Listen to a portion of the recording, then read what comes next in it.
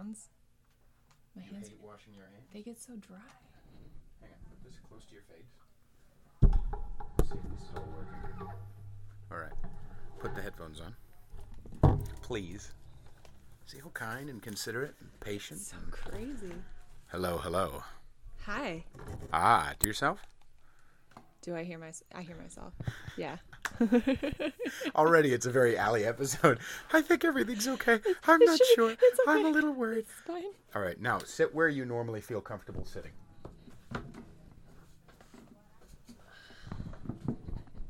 Now say something. Something. Perfect. All right. Do you hear yourself okay? I hear myself, yes. Okay, I hear myself okay. That's awkward as hell, listening to yourself. No, it's not that bad. Oh, okay. Try doing it for a living, as if I make a living in it. See, but you're actually talented. Yeah, I'm fucking great. I'm just like... humble, too. Aw. Ladies and gentlemen, welcome to episode 11 of Conservatish. My name is Peter Feliciano, and our guest tonight is Ali Copani. Yay! 11 episodes, dude. Huh? Who I know. let you do that? I don't know. I feel weird right now. I know. I've been anxious all morning. I felt great yesterday. Yesterday was fucking phenomenal. You are going to love this. How many episodes have you listened to? A few. So I just listened to the one with you and your brother. Oh, I'm sorry. That's fucking funny. Oh my God. I was like listening throughout the day. I was like grabbing some lunch at Whole Foods. And I started laughing out loud, like right. with just fucking Bothering headphones. people. And, but that story with the scissors is really fucked up. Isn't it? What? We're being recorded. Well, because that's what it I is. laughed at. And I was like, That's what you laughed at? Fucking human being. Yeah. Wait, me? Oh I didn't God. do it. Some grandpa did it at some point. I know. I was listening to like a Joe Rogan where he was... Who's the guy that made Fight Club? Yep, Chuck Palahniuk. I remember that story. And he talks about that creeper grandpa. Oh, my I thought God. you were referring to that, but no, it got grosser. No, it got way worse. Yeah. And I never saw that guy again. He just decided to share that experience with me or share that story with me. And it was his grandpa? No, it was his girlfriend or wife's grandpa. Isn't that fucked up? Fuck, man. Yeah. Put the I know you're eating a banana, but sorry. even though, feel free to chew into the microphone because this is a very low class establishment. Do you know what I just found out was a thing? How people like eat into microphones. Sounding?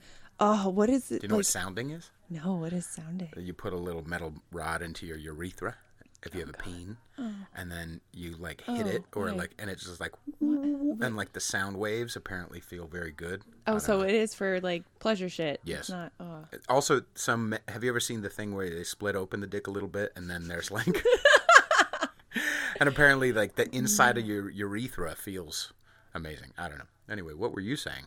You were saying about eating into a microphone. Nope, can't even remember what I was talking about. Way worse than sounding. Well, I looked it up. There's this creepy show on Netflix. Oh, like Modern Sensations or whatever. That was the first episode about how people like they like whisper and they eat certain foods into the microphone. As like a sexual gratification thing, or just it's as like supposed to be like calming and meditative, but like there was this 12-year-old girl doing it, and she's like, with like, That's weird. I left more disturbed than calm after listening to it. But did you? Yeah, I have you ever? I've never done any of those. I do like some of the sensations thing, or not sensations thing, but like those Instagram videos where somebody just squeezes foam and slime and right. Some of those are okay. That'll get stuck on, but I dove into the rabbit hole and it was creepy. You actually, so you saw about sounding and then decided you wanted to, or not sounding. I haven't done it. I'm just saying. So you said you found out about this sensation thing and decided to follow the rabbit hole? Yeah, I was like, well, what is this about? So I YouTubed some stuff and it was just like, I don't know, chewing crunchy things into the microphone and chewing honeycomb and like whispering. It was so creepy. You got to look it up at some point just to see what I'm talking about. See, I've got enough stuff on the list of like fucked up things to listen to or be into. You know what I mean? I've got enough like. Fair enough. You know, what was I watching yesterday? I was watching. I don't even. Have you ever seen eFukt? EFUKT.com? No. It's a site. It's a site and a half. It's they'll have like porn bloopers. It's obviously put on by like, what are you looking for? I'm trying to find where I put my phone, but there's so many pockets in this. We're on the jacket. air. You're ruining the episode. Well, it's about time. It's been like a minute and a half already. Yeah, it's been 5.5 minutes. It's been 5 minutes. Bathroom? What? Your phone? Yeah. I don't know. I'm so confused. I've done that a couple of times, taken a poop and then just leave your phone and then realize, oh no. Yeah, Someone saw that Facebook page. Oh, it's behind me. Okay. That was like a weird magician thing. Oh, it's behind your ear. What were we talking about? Oh, I was eFucked. eFucked is this weird site that has a bunch of like porn bloopers and strange occurrences and bloopers. Are a thing? Yeah, you've never seen porn bloopers? No. Do you need a napkin? No, got it. What's wrong with you? A lot of things. You know I'm gonna eat my cheese stick, but I'm gonna wait until you're out of the room. No, so yeah, they have like porn bloopers and things like that. And there's last night there was they just showed sometimes cam girls have mishaps. And so they had this like compilation. There's a compilation of like porn girl mishaps. You know, webcam girls. Yeah. And this girl was, I think she actually did it on purpose, but she was using, it was like a surprise video because it's like this girl puts a butt plug in her. This is a much different episode than last episode. Last episode you're gonna like, but she puts a butt plug in her, and it's the one that has the little jewel on the end of it, so it's like a blue, like a ruby. Oh, it's like decoration. Yeah, like it's a very but she's like puts it in on at work in the bathroom and then goes to work and it's like, ooh, she's wearing a thing, oh wow, like God, the secret or whatever. Stuck? No, but she takes it out and lets loose this not a screaming wet one, but just like it looked like it was not a delicate is not the word. It was like how did that come out of that? Like, it was a hot girl, but just like a big, like, it almost looked, it almost looked like a Stretch Armstrong. Like, it looked like a giant, like what's that movie with the worms that come through the ground and then come, and Kevin Bacon was in it. Anyway, it looked like one of those, like a giant, like a 40-year-old alcoholic shit, to steal a Louis C.K. line. Like, man. It was much more. It was intense. I think she did it on purpose. Humans are into some weird things. Yeah. Yeah. There's no structure to this podcast, by the way. I know you've listened to a bunch of them or whatever, but now I have this weird image in my head of this big long just. It wasn't long necessarily. It was just thicker. I keep making the hand gesture because I'm trying to describe this thing. It looks like you're trying to grab a football or something, right? Which just confuses me. That's exactly right. It looked like its own prolapsed brown thing. Like it was very it was intense. It was intense. I've never been into poop. I don't like it. It's not my thing. But either. I can respect the filthiness of the woman's mind to do it. Like I kind of applaud her. Here. I mean, she made it on the bloopers. Well, I think she did it on purpose. But I mean, like, it's just sometimes they put stuff like, oh, this is a surprise. You know what I mean? You're into this hot girl, all of a sudden this evacuation. Yeah. That can happen. Oh, jeez. Right. How are you today? Why are you feeling weird? No, I worked a little bit this morning before I headed over here. Well, you know why I feel weird? Like, let's be honest. I don't know shit about shit. Well, why do these people who I'm asking on, why do you think you need to know anything? I don't know anything. I mean, and that's like I don't even have a platform. People just are listening to this and my stupid rantings that I know half of. Oh my God. What I tell people your platform is that you like guns and gay people. Yeah. Which I think is just the greatest thing. Like, I literally had said that to somebody earlier in the week, and then Alex and I were road tripping, and I put on your podcast, Jake's episode. Right. And you said that, and I was like, fucking Pete. Yeah. Yes. Because that's how I feel. Somebody's got to say that shit, you know? It's not, you all have to, it's like and that's what's happening, or it's been happening for a while, but like, I think we're just coming up on the 10-year anniversary of Occupy Wall Street, I think. But even before then... what is Occupy Wall Street? Occupy Wall Street was this the banks did some foul shit, and again, I don't know what I'm talking about, but there was some financial tomfoolery going on for a long time. Some like internal affairs investigation? No, I mean like just this. I don't really know, but all I know is the Occupy Wall Street movement was to say, like, you people, you rich people are the 1% of America, and we're the 99%. We're, you're shitting on us and taking our money. We're not going to have it anymore. And so there's demonstrations and protests for, I think, at least a few weeks. And then further and further on away from that first day, the people who had jobs had to get back to their jobs, and then the people who didn't have jobs, and it who could out. afford it, it fizzled out, which is the way it's supposed to go. But at that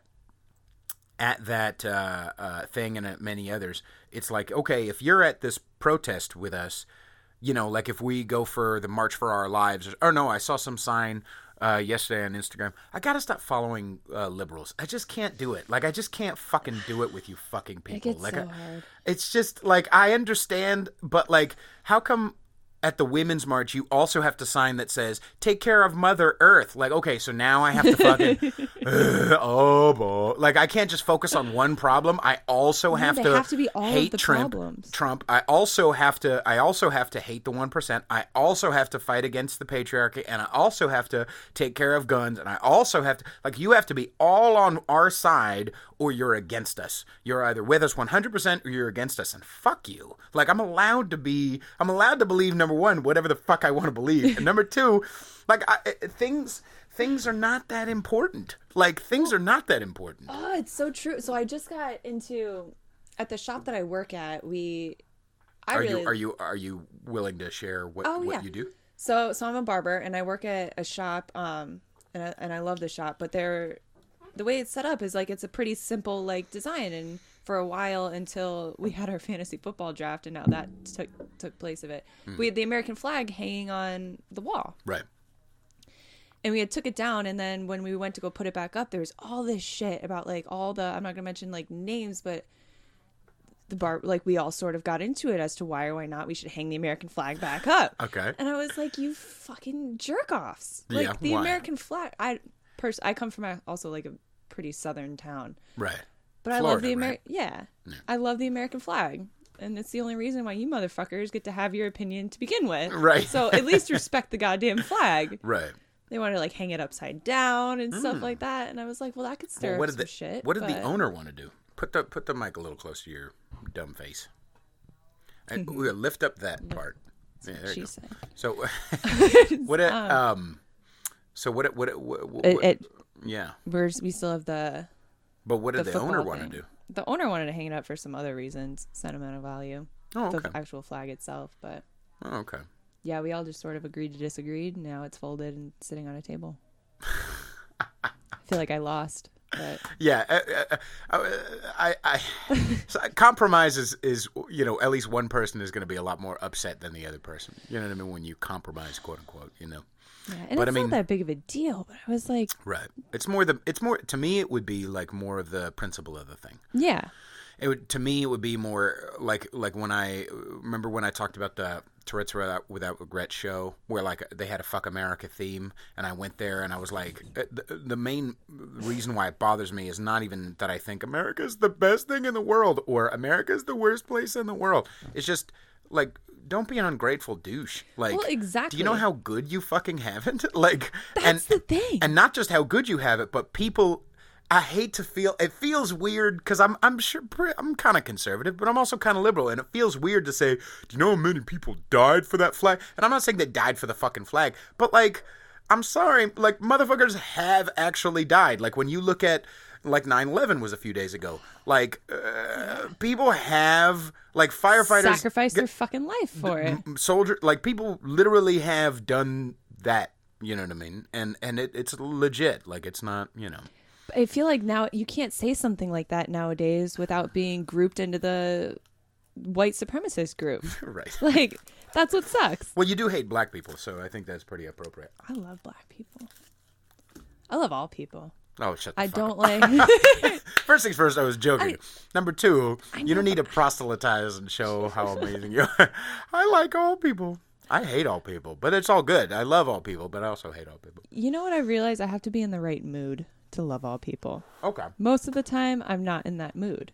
Right. But at least, I want to say like a half an hour, maybe a whole hour throughout one day. Good for you. I'm in like a good mood and I love everybody and I can bullshit with everybody. Right. And 9 times out of 10, I'm just like, leave me the fuck alone. Right. I don't want to make conversation. I don't want to be polite, which is weird because that's what I do for a living. I don't know. Do you like what you do for a living? I do, yeah. It's like I love it, but all the time I think like, am I going to go back to school? Am I going to actually learn something and do something else? Because I sort of fell into this because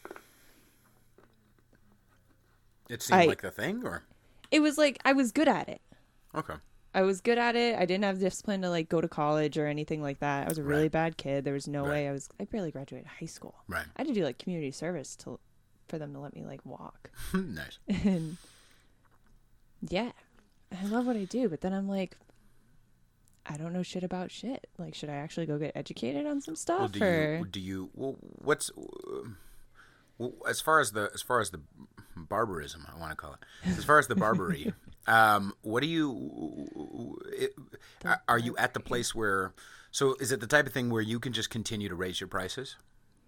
Yeah, I mean, the longer you do it. Yeah, the way like once you're booked solid for about a month and a half, then you can raise your prices and sort of weed out the people you don't feel like seeing anymore. Okay. And then you can keep going from there until you want to charge however much you want to charge. Mm-hmm. I don't really know though. My favorite part about it though is being a female in a male industry. Okay. Honestly. What about it? That's it's for one, it can be like a total power trip sometimes. Explain. And so I've never like experienced racism or anything like that, but like discrimination is a thing. Sure. At least as far as like female barbers go. Like a couple months ago, this guy walked into the shop. I was the only one that had time that night to take somebody, and he walked in and looked me up and down and said, "Nah, never mind," and like walked out. Okay. And it was cool, and I kind of like yelled at him, and I was like, well, check out my Instagram, like look at my work before you say no. And then he ended up getting a haircut, and that was cool. Okay. But a part of me, like, I don't know. Are you sure it was because you're a female? Oh yeah. Is that what he said? No. Okay. But how are you sure? Because if any one of the other guys there like had time available, he would have just sat right in the chair and like trusted that it was fine. But literally looked me up and down and was like, I'm good. Okay. Never mind. Questions I have about that. So like as an example, if it was a race thing, I could understand a black person not wanting to have a white person cut their hair because it's like, you don't know my hair. Like I have different hair. Yeah, and that so happens. Maybe, and plus also it could have been an age thing too because you do look like you're... Do I look 13? You do kind of look like you're 13. I don't know if that's a good or a bad thing yet. Well, seeing as how you're facing the lash of discrimination. What are some other stories about discrimination that you've gone through? It's all just been like a female trying to get into the barbering world. So back home at the shop that I first started at, I was working the front desk and was told by my boss, if even when we were hiring, looking for barbers, if a female calls and asks for a barbering position or if we're hiring, you tell them no, even if we are. Okay. Because he didn't want female barbers working in the shop because it was a male atmosphere and we wanted to keep it that way. Now, what did he mean by that? Did he ever explain what that meant? No. Okay. Never explained it. And then I was the first chick that started working there. And I had seen it because there was a point in time where we had like a pretty high turnover, and never once did he make a male barber do this. But I had to, if I wanted a shot, I had to bring in my own friends on my days off, and every cut had to be looked over, inspected, and approved. Okay. And then finally, I mean, it happened by chance. One of the guys didn't show up on a Saturday, and I was like, I have my tools in my car, and he's like, cool, go grab them. And that's like how I ended up working full time. But even after that, he wouldn't let me cut certain people. I had to ask him before I took certain people off the walk-in list and stuff like that. And until finally, like, I proved myself, I guess. Okay. And I had never seen him do that with any other barber. Okay. Like, I was the only one that literally had to, like, kind of fight for a chair.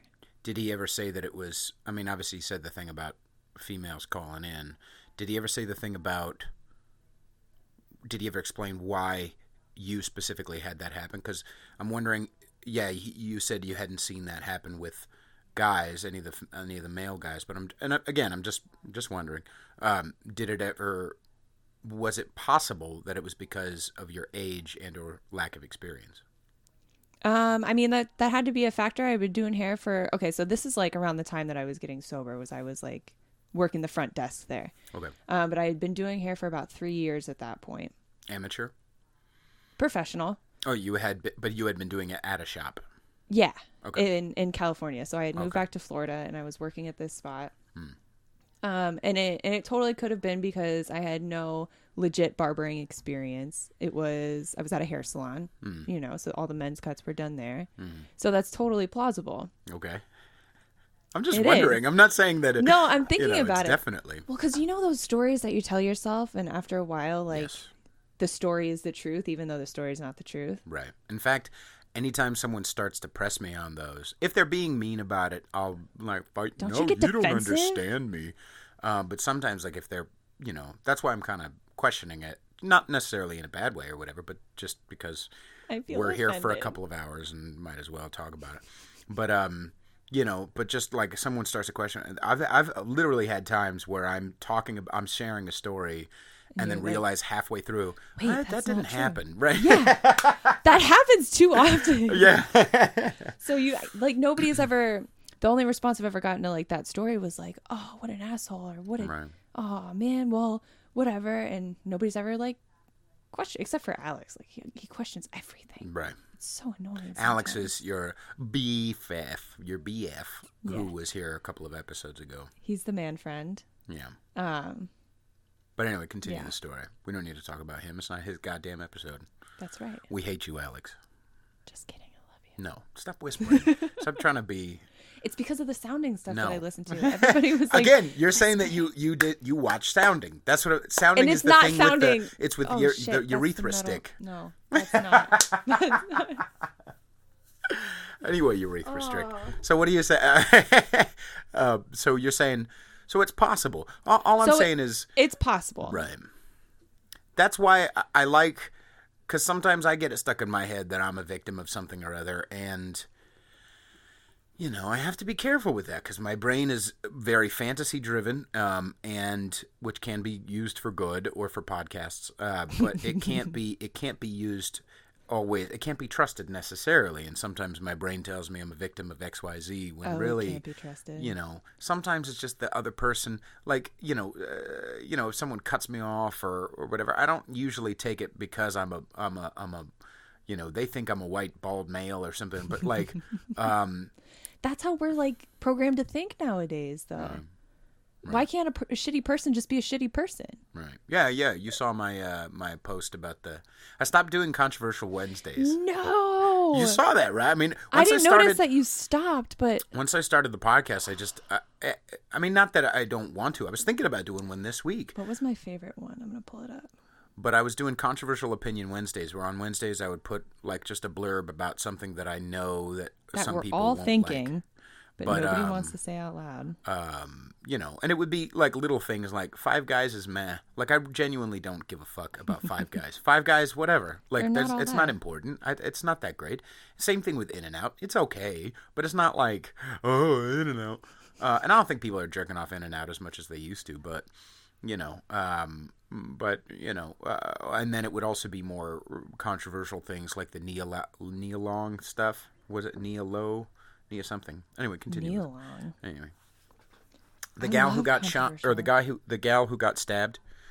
On Bart? On Bart, yeah. Ew. She was one of the posts. So she got stabbed in the throat, and so did her sister on Bart about a month, 2 months ago. Story. And then It was a white guy, and they were 2 black victims. So they automatically made it a hate crime. Correct. And they said, get this racist piece of shit. That, people who were stars, Allison Pill, fucking stupid ass Allison Pill. I was following her on Instagram, and when she did that shit, I was like, all right, I gotta go, mama. Like, I like what you do artistically, but I'm not gonna.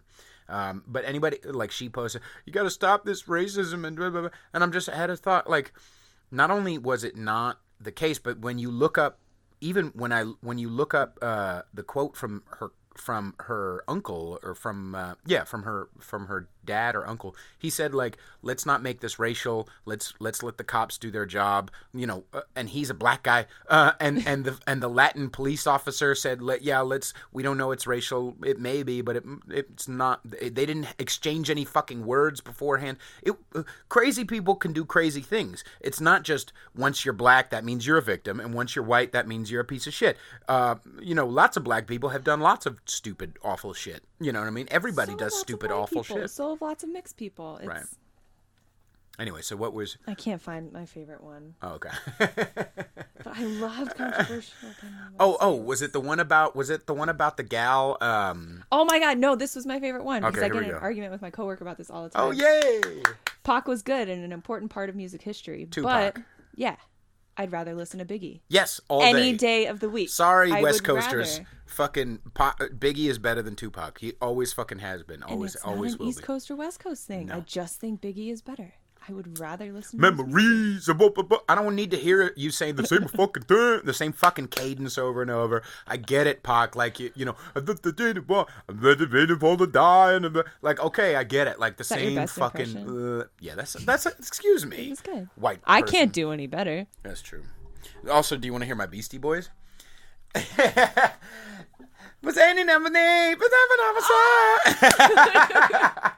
And I like the Beastie Boys, but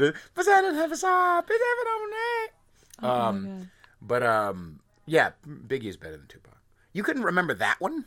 That's the simplest one. You didn't need to read that. There were so many for so long. Oh. That I hate to be like a fangirl, but I fucking loved your post. Thank you. I feel like Facebook is shadow banning me. I know I'm just being a paranoid teenager, but like I really think it's kind of, and I know you wouldn't be paranoid if shadow banning wasn't a real thing. Yeah, it's true. And it may be happening. Why do you think you, Pete Feliciano, are being personally attacked by Facebook? Not personally. Thank you for putting it like that. Because I genuinely, I'm sorry for laughing into the microphone, everybody. But yeah, it's not a personal attack, but it's like, it is kind of a thing. And when I started liking more, conservative or centrist posts or people, I started seeing I hate just how much of a fag I feel like I am right now. But just, and I, by the way, I say fag because I hate all gay people. But I hate, but like, I hate sounding like this, but it is what it is. Just my likes started to go down. My likes started to go down. But I did try to promote and market. It sucks. But like, I know the same thing with putting out my work. Likes fucking matter. Yeah, they do. Unfortunately, depends if you get more attention, more business, more people looking and interacting. It sucks. It matters though. Right, and I know that people enjoy my stuff because I've had a number of people tell me. My friend told me that, oh yeah, her boyfriend. She's like, yeah, he loves your stuff, and I'm like, yeah, but he doesn't. He doesn't like my shit. Yeah, which is stupid and such a fucking immature. Prove that you like it. Just hit the button. Okay, so people enjoy. Like, I hear enough of you motherfuckers listening to the podcast. Oh, by the way, if you wanna write in, feel free to what is it? I don't even know my damn conservative podcast at gmail.com. Feel free to write me some mean things and how much you disagree with me. I can't wait to have an episode where you or read those. If you want a D pic, feel free to just conservative podcast at gmail.com. I'll attach it from my G drive. When guys are like, girls, you don't have to go to the male titty bar. Like, you can just ask any guy you see if you want to see a dick, and they will show you. Not anyway. If they're insecure about their PP, they won't share it. Then okay, fair enough. I don't know. Mean Dave, have you listened to the Mean Dave podcast episode? No, yet? that was the one before or after your brother. The one after. I just posted it yesterday. Okay. Or no, Thursday. What's today? Friday. Yeah, so yesterday. All day. It's Fault Free Friday.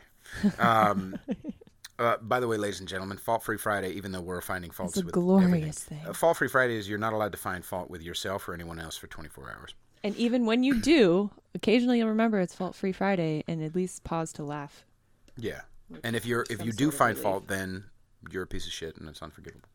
Yeah. But I'm going to go continue to find fault in things. Yeah. Let's keep ranting. But so with Mean Dave's episode, he Lots of pee-pee talk? He has the opinion, and he talked a lot about lots of things, and I'm being tactful. But he had the opinion that he doesn't know any females that have liked or enjoyed or wanted any dick pic from, and I said, hang on, like maybe not unsolicited. Unsolicited is a whole other category. Thank you. But from the guy you're interested in, or the guy, or the guy you're with, like, if it depends on who it's attached to, you know what I mean? Like, that's a very good point. Yeah. So what's your opinion about penis pictures? Unsolicited, nobody wants that. Right. And men and women are different in that case, where I'm sure guys would really enjoy unsolicited titty pics. conservativepodcast@gmail.com. and they would. Right. And I've seen it happen. Right. But I was also in a long distance relationship for a while. Yeah, I wanted some dick pics. I did. And I got them. And they were wonderfully received. Did you ever show friends? Oh, maybe we shouldn't share this. Fuck it. Alex is listening, or he'll listen eventually. Just tell him not to listen to this one. Honestly, I can't remember if I did or not. Really? Yeah. Oh, fucking. It was a good amount of FaceTime shit too. And then I definitely screenshotted some stuff from FaceTime. Of course. Action shots. But here's the thing. Like, at least I've had chicks be like, you want to see his dick? And I'm like, no. Really? Like, I don't think I want to. But what if you just size wise? Like, so if it's somebody I'm going to eventually meet in person, I don't want to have an image of your dick pic in my head when I shake your hand. Really? What if it's a good dick? I don't think I do. Really?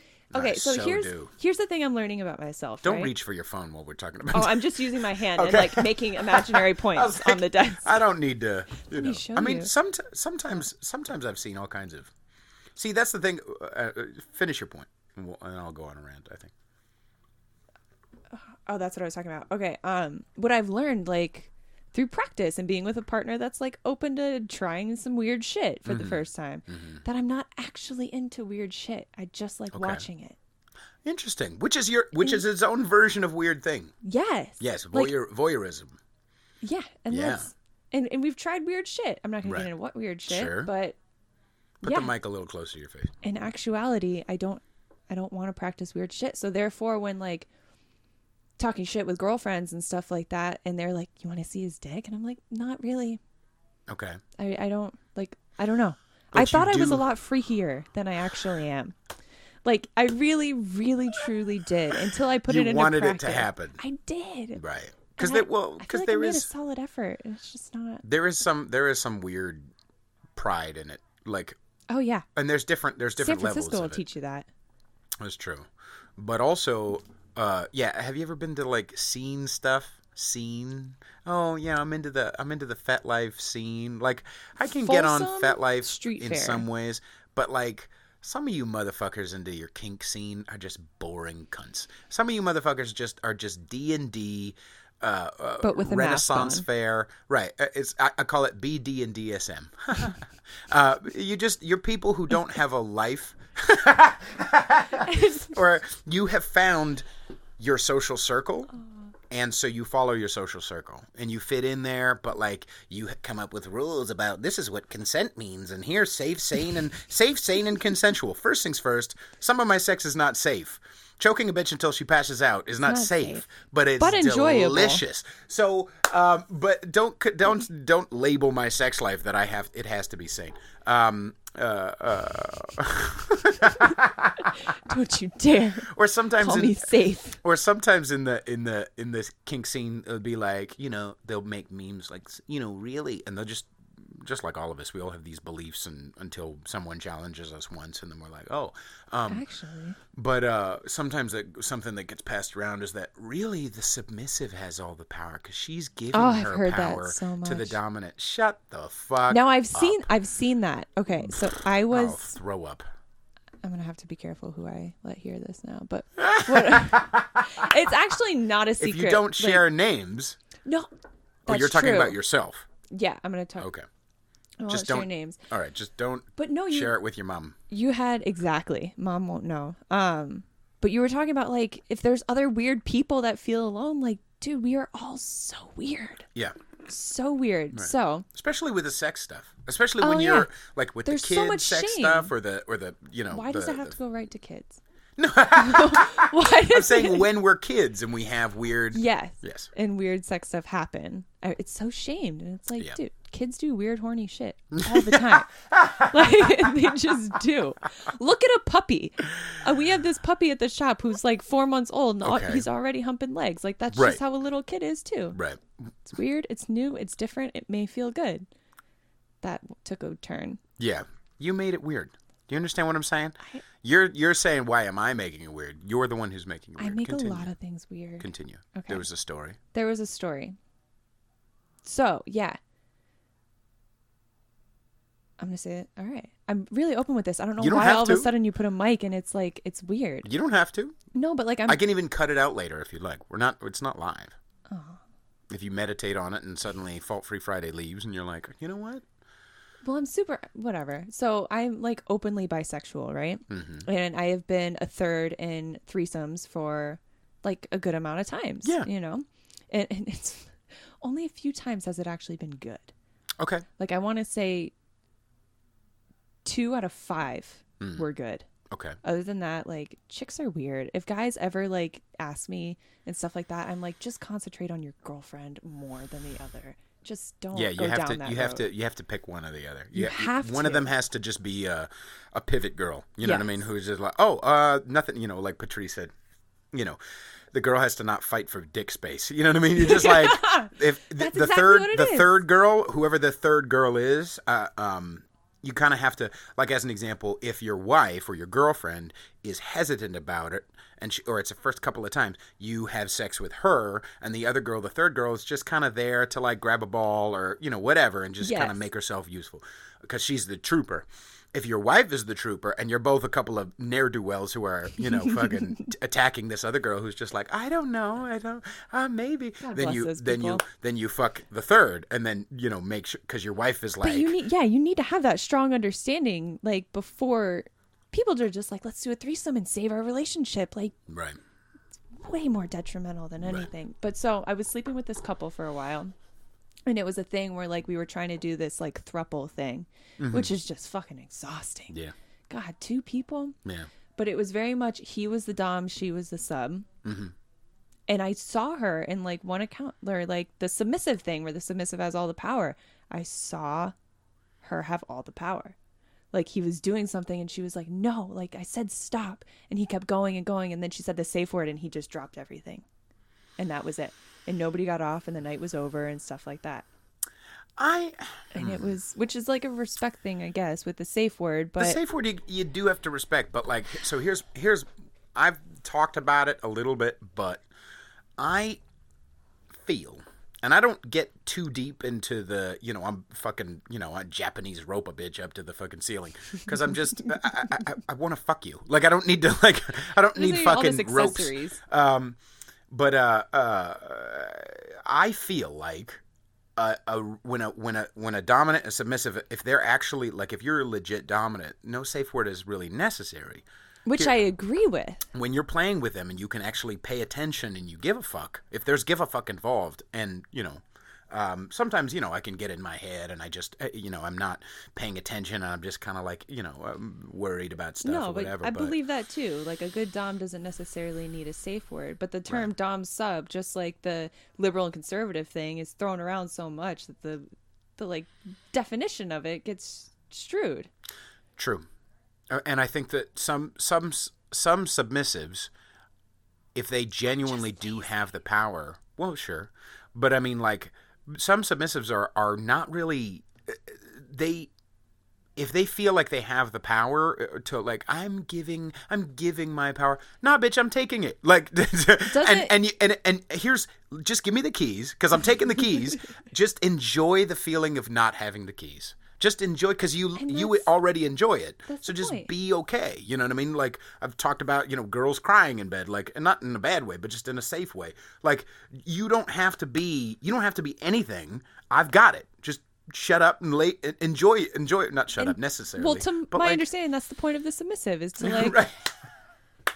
Stop. And when it's on and you're in the zone with each other, I don't even need to use words, although words are fun, but like I don't need to even use words. You just know, oh, he wants my leg over here, or like I'm ready, like you're ready to just vibe off of me. Yeah.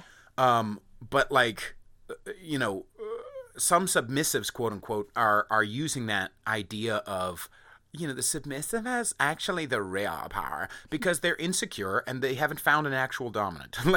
They've found somebody who knows how to whip them the right or tie the right Japanese fucking rope, but they have, by the book, but they don't know somebody who knows how to dominate them and can and is a true dominant to their belly. Right. You know what I mean? Because it's the more animal. That's what matters to me. It's definitely an instinctual thing. Like you either are or you aren't. Right. And sure, you can go to classes and do scene classes or whatever. Sure. Right. But if you're just not, you're not, and don't fight it. Right. Which is fine. Mm-hmm. And then get the partner that works. Right. So I had an experience with a threesome that it was a similar thing where like it was my only threesome so far, but it was nice. A female that I was with and a female who I call it an add-on. I don't know if that's rude. Sure. But no. But a trooper is a trooper. Like call me whatever the fuck you want. I just want to be here with your pussy and your dick. Like, you know what I mean? It doesn't it's offended. A trooper is a trooper. But like, where it was like we were having this experience and it was fun, but my girl at the time, it was like she was having fun, but then halfway through it, not halfway, but like towards the end, happens halfway through. She's like mentally, and she didn't say it outwardly, and we talked about it afterwards and kind of decompressed or whatever, but like she felt like I was paying too much attention to the other one. You know what I mean? Where it's like, no, I'm just, I thought we were just doing this thing. Yeah. Yeah. And you can feel it when someone emotionally disconnects from that stuff. But it's not fatal though. It's not fatal. It's not always. I've seen it be fatal and I've seen it be not. But more often than not, I've been in that situation, being the trooper, and I've left halfway through. Okay. And just like gone outside to like smoke or something like that. And because could tell she was feeling weird? Yes. Okay. Like when there's usually it's one or two little things that'll happen to where she's clearly fighting for attention. Mm-hmm. And at that point, like, let them do their thing and I'll just go wait outside. And when they're done, we can all sit around and talk about it. Or I can just leave. And I've done both. But what about paying attention to her more when that happens and just being like a support? Which has been, sometimes that's not the way it works. Right. I mean, it has, when things like that have happened where I've had to leave halfway through, it's clearly because in certain situations she's drunk and is being playful, and then all of a sudden it's gotten taken to this level. Right. But he's super into it, and you can see that she just wants him happy. Right. And then you see it switch for her, and she just wants all the attention, or she's fighting for it. It's weird. Like I can't fuck girls who've been drinking. Like it's just. I've never done it sober where they've been drinking. I feel like you're just a. I don't know, man. Just unimaginative. Like I understand like you need it. Some people need it to, I mean, obviously I needed it for many other things. I feel like it might be like muscle memory at that point. Like they're not there into it. They're just like you're not in the right present noises. moment with me. You're just, just let me put it in you. Right. That's there was, fun. Right. I had a girl come over once and it was almost like, I know that she was coming over and she was into this, but like, it was almost like halfway through, it almost felt like she was kind of, like I think I was like eating her pussy or I was fingering her or something, and she wasn't asleep, but she almost was just kind of like, Like it wasn't our way the there. type of thing where like I'm not fingering correctly, but it just felt like you're not even like you're just fucking somewhere like. I mean, thank you for letting me play with you or whatever, but like you're not like here. You know what I mean? And that's not fun unless you got like a necrophiliac thing. Is that what it's called? The dead people sex? How have you lived this long without knowing what necrophilia is? How have you lived this long? It's necro, and then I was going to say narcoleptic, but that's like similar. That's not right. Put the mic closer to your face. No, it's probably best that I'm far away from it at this point. No, narcolepsy is where the people who like fall asleep. Right. Okay. Right. I was going to say narcoleptic, but that's clearly not what I'm going for. No, necrophilia. Necrophilia. Right. Got it. Right. Again, some of the other weird shit that I've watched is stuff like that. Right. But I'm just not into it in real life. You know what I found out the other day? Did you just say that? Yeah. Okay. So, I've said you maybe not may. I've already said there are a couple of things. There's only like one thing I really won't share on the podcast. Everything else is okay. My one thing was golden. shared at work the other day, so I'm like, I'm fine. We can talk about it here. All right. But whatever you want to talk about. No, there was a point in time. I was like probably like 10 years ago, but I found this like porn website and there was all this shit that I didn't know about. Mm-hmm. So I didn't know 10 years ago too. Like that's. Oh yeah, I got an early start. Right, but no, yeah, I'm not saying even that because. But like it's nothing compared to what it is now. Well, yeah, you had to like search. Oh, this was like desktop, yeah. On the desktop while like mom's asleep or something. Right. But I would click on all this weird stuff that I didn't know what it meant, and I was just curious. I wanted to see, and through that, you learn definitely what you don't want to see ever again. Yeah. Things you can't unsee. Exactly. And I kept calling it Haneshi, but it's not Haneshi. It's hentai.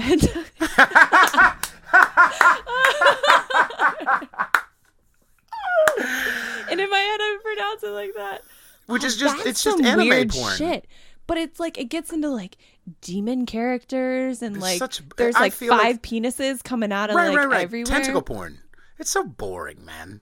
Tentacle porn. Well, it's like not very exciting. I can get on anime porn if it's like not even anime, but like cartoon, like because you can do more. Oh, I've looked up like Family Guy shit. Yeah, right, incest stuff, which is fun. This is like the 5th time incest porn has come up on my podcast. I always talking about. I always think about daddy issues, so I'm not down with incest stuff. Okay, sure, but like it's who I am sexually versus who I am porn wise, completely separate. Completely things. different. Yes, that's the point. And I've tried to like cross the paths and things. Why are you like fucking that. with the microphone? I'm talking with my hands. Talk. They're completely different. Right. Yeah. Right, so you can watch incest porn without like, oh, he's got a thing for his blah blah blah. Like, no, it's just I like the wrong. That's the one. I like the wrong, and I really like the stepbrother stepsister thing. Okay, because they're not blood related. Right. Right. But I have daddy issues, and I have shit like that, I just skip over it as quickly as I can. I can't. I don't even want to get into that. I'm trying to get off right now. I got like 10 minutes to get this done, and you know what I mean. I can see that. But yeah, the tentacle porn, I just feel like it's also a very Asian thing. It's a very, like, the Japanese and the Chinese, and, like, they blur out the dick. They blur out the, but, not always. What website are you looking at? You ever looking at Japanese porn, and, like, and Chinese porn? No, they blur out the penis. It's an they option blur out on the free porn website. No, I'm saying not the hentai stuff, not the anime stuff. Oh, okay. I'm saying like regular old people, you know, they have a tiny blurry dick, and it's just they blur it out. It's very strange. It's very strange, and yet you can buy panties, used panties in. I've heard about that. Oh, God bless them. Oh, really? God bless but it's God bless the woman who does that. Like, who's just like, she's about her fucking hustle, man. She's living her best life, man. That's true. My hat's off to you. Mm-hmm. I don't understand if there's females, like some female stuff. Some females are like, on one hand, that goes back to like, I have this belief, but I don't actually have this belief. Some females are like, oh yeah, I don't slut shame, like more power to you, but I'm not a slut because I don't want to like be seen as a slut because that's degrading to me. Oh, but I'm not degrading someone else. Like you can't. So there's such a blurry. I read and by read I mean listen to on Audible. That's the same thing. I don't need your fucking, anyway, continue. I don't need your John Waters fucking, oh, if they don't have books, don't fuck them. I'm busy, bitch. I'm fucking busy. My life is fucking huge. I'm starting a podcast. I'm doing an album. I don't need to sit down with a fucking book. I'm listening to books. I'm listening to podcasts. Suck my dick. I don't need to fucking read in order for you to fuck me. Go somewhere else. This is amazing. Sorry. No, it's cool. I'm glad you finally did a podcast. Seriously, I know there's like shit and all of this going on, but it's like you're funny. I find you funny. Thank you. Interesting to listen to. Thank you. It's about damn time. What? That I'm more myself?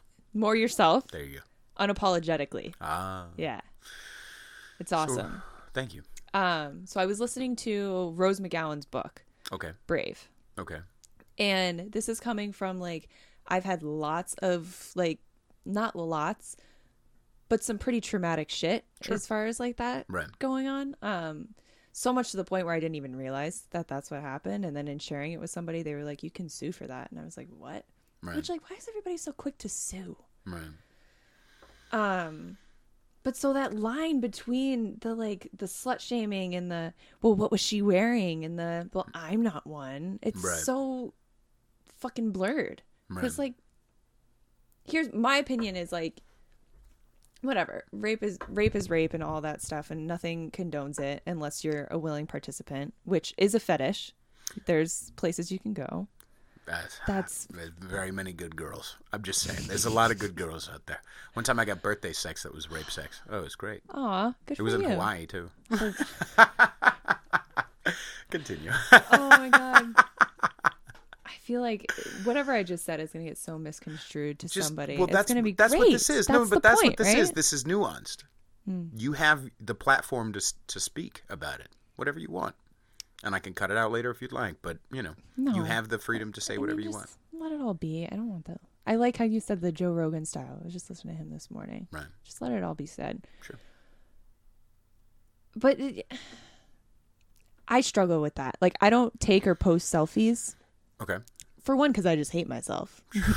Okay. Most of the time, right? I'm like, Sure. I don't want to take a selfie. Like, what for? I don't know. And I've said shit like that before where like she's dying for attention or something like that. Or like if you wear shorts that are up your ass, yes, you can wear shorts that are up your ass, but you can't tell me you're wearing them because you don't want attention. Yes. You want attention with your cheeks hanging out. I'm sorry. I've worn shorts like that. That's the worst wedgie ever. And it lasts all day and you can't sit with them. And I can't wait to like, just don't lie about it. Right. If you wear shorts like that, say thank you when somebody calls out or say thank you when somebody compliments, because that's what you are asking for. I'm serious. So if you're in a safe environment, or if you're not, even if you're not safe, but like I get that some guys will be scary. You know what I mean? Like, or like, and I'm not condoning harassment or anything like that. But at Tourette's Without Regrets, again, which is this. I'm just going to cut it off. I don't care. They're nice people, but again, it goes back to their beliefs are shit because they're from the East Bay, which is the epicenter of that believe all women stuff. That's like going back to. And one of the things that they say at the show is like ask before you touch. And I'm okay. Yeah. Don't just touch a girl's ass. Say, hey, baby, you look real good. Can I touch your ass? Sure. Like that. Okay. Right? Okay, so ask before you touch. First. But then the second sentence that he says is, she's dressed that way for her. No, she's not. She's not. Attention. Thank you. You're not fucking, you don't, I don't wear, you know what I mean? Like, I can, okay. The podcast, it's for me. Sure. It's for have a platform, but it's also because I can get pussy. Like, it's also because it can help my portfolio or my brand. Which all is not all serving the pussy good, but it's all serving the good of having more autonomy, more money, more freedom, the more access to other artists that I want to work with, more freedom to say whatever, more all that stuff, which in a way also helps with fucking pussy. You know what I mean? Like it is what it is. You know what I mean? So, But she's not dressed that way for her. She's fucking not. Like, that's... If you were by yourself in a fucking room, like, no, you're not dressed that way for you. And it's not necessarily she's dressed that way for guys. She's dressed that way for other girls, so the other girls can see how good she looks and stuff like that. Like, and there's like a I've competition, done that. jealousy? Yes, I have done that. I choose to dress the way that I dress now because I've gotten the harassment. I've gotten the catcalls and stuff like that. And I'm not... And because you have a man. Yeah, and I'm in a happy relationship. Right. You know? And you might want to dress...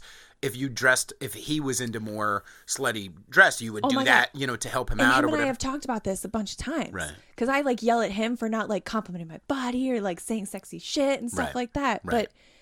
But in reality... reality... you're old hat now. I mean, you're fucking what? You're 9 months in? Jesus, you're like a...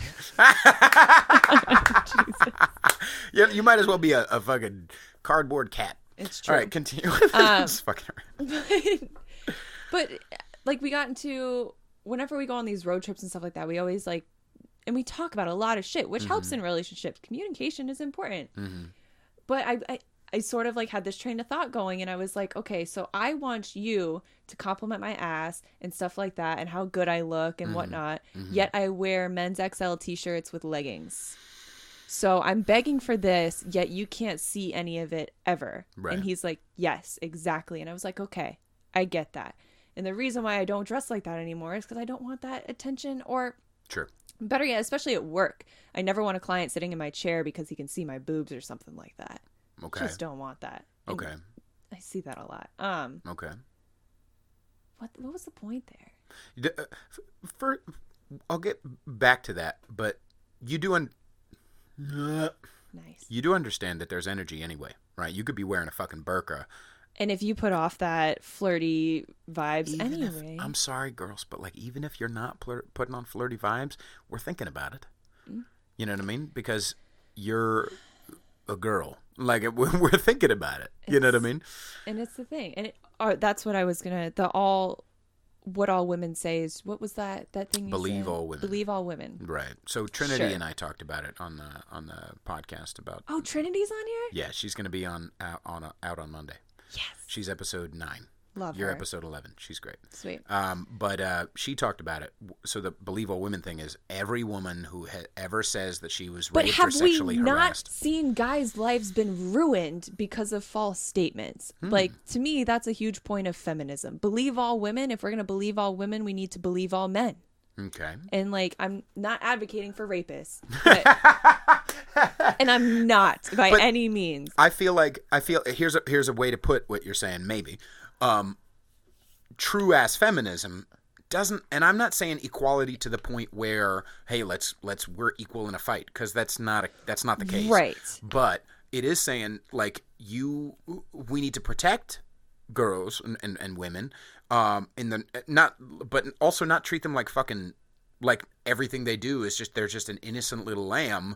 Like, Trinity talked about, she's like, I know females who have lied about rape. Yeah. I have too.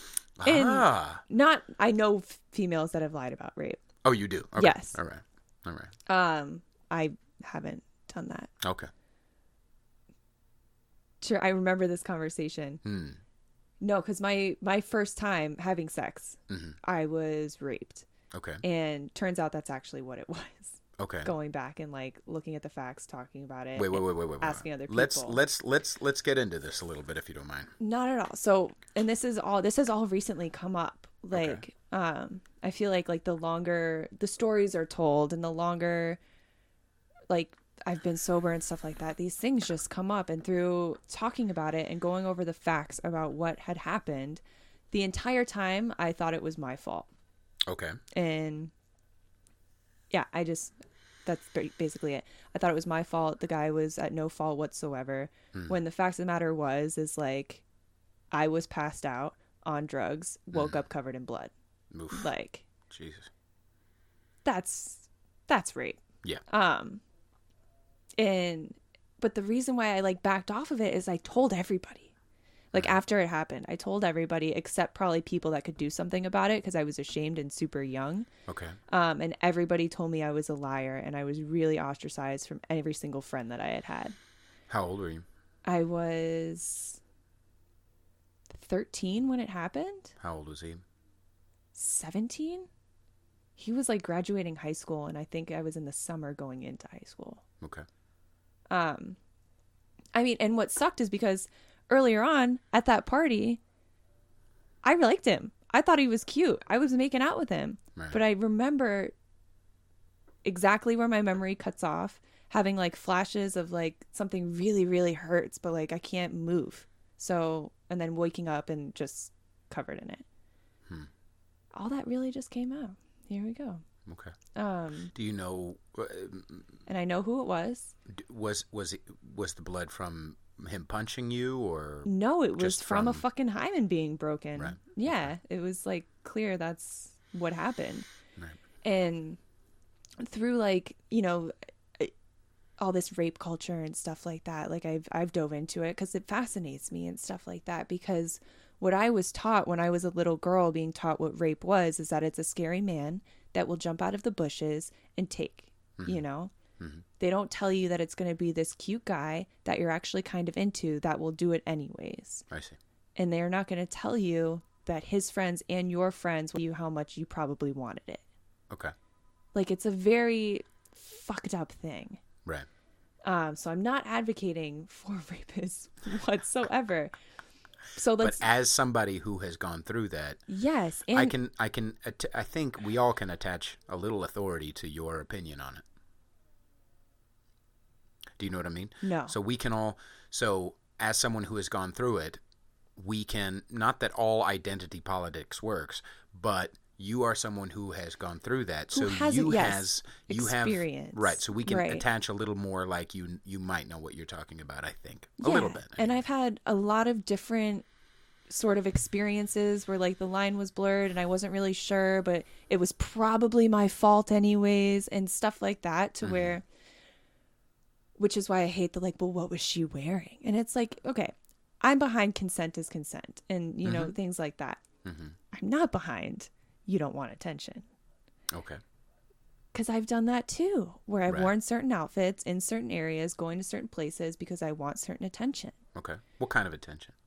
Physical attention. Okay. Like, yeah, just physical attention. Like, I want to be called out. I need I need some compliments or something like that. I need some catcalling. Okay. But yeah, so the point that I was trying to get at is like the feminism thing is, if we're equal, then we're equal, not necessarily in a fight, but like if we're going to believe all women, what you're in turn saying is, if you want to link the feminism thing to that, we need to believe all men too. Right. Because I know guys that have been falsely accused that are just nice guys. Right. I've known girls that are super catty. I've even gone as far, and this is really fucked up, I get a lot of shit for saying this, but basically women being asked to get hit, which is a fucked up thing to say. Then like again, in sex? I've done that. Not in sex. Okay, because that's fun. But that's fun. Go for it. Right. But there's been fights where like I was literally like, he won't hit me, screaming at him, like pushing him, and I did the finger to the middle of the eyes and like pushed his head back and was like, hit me. Right. And he fucking did. Right.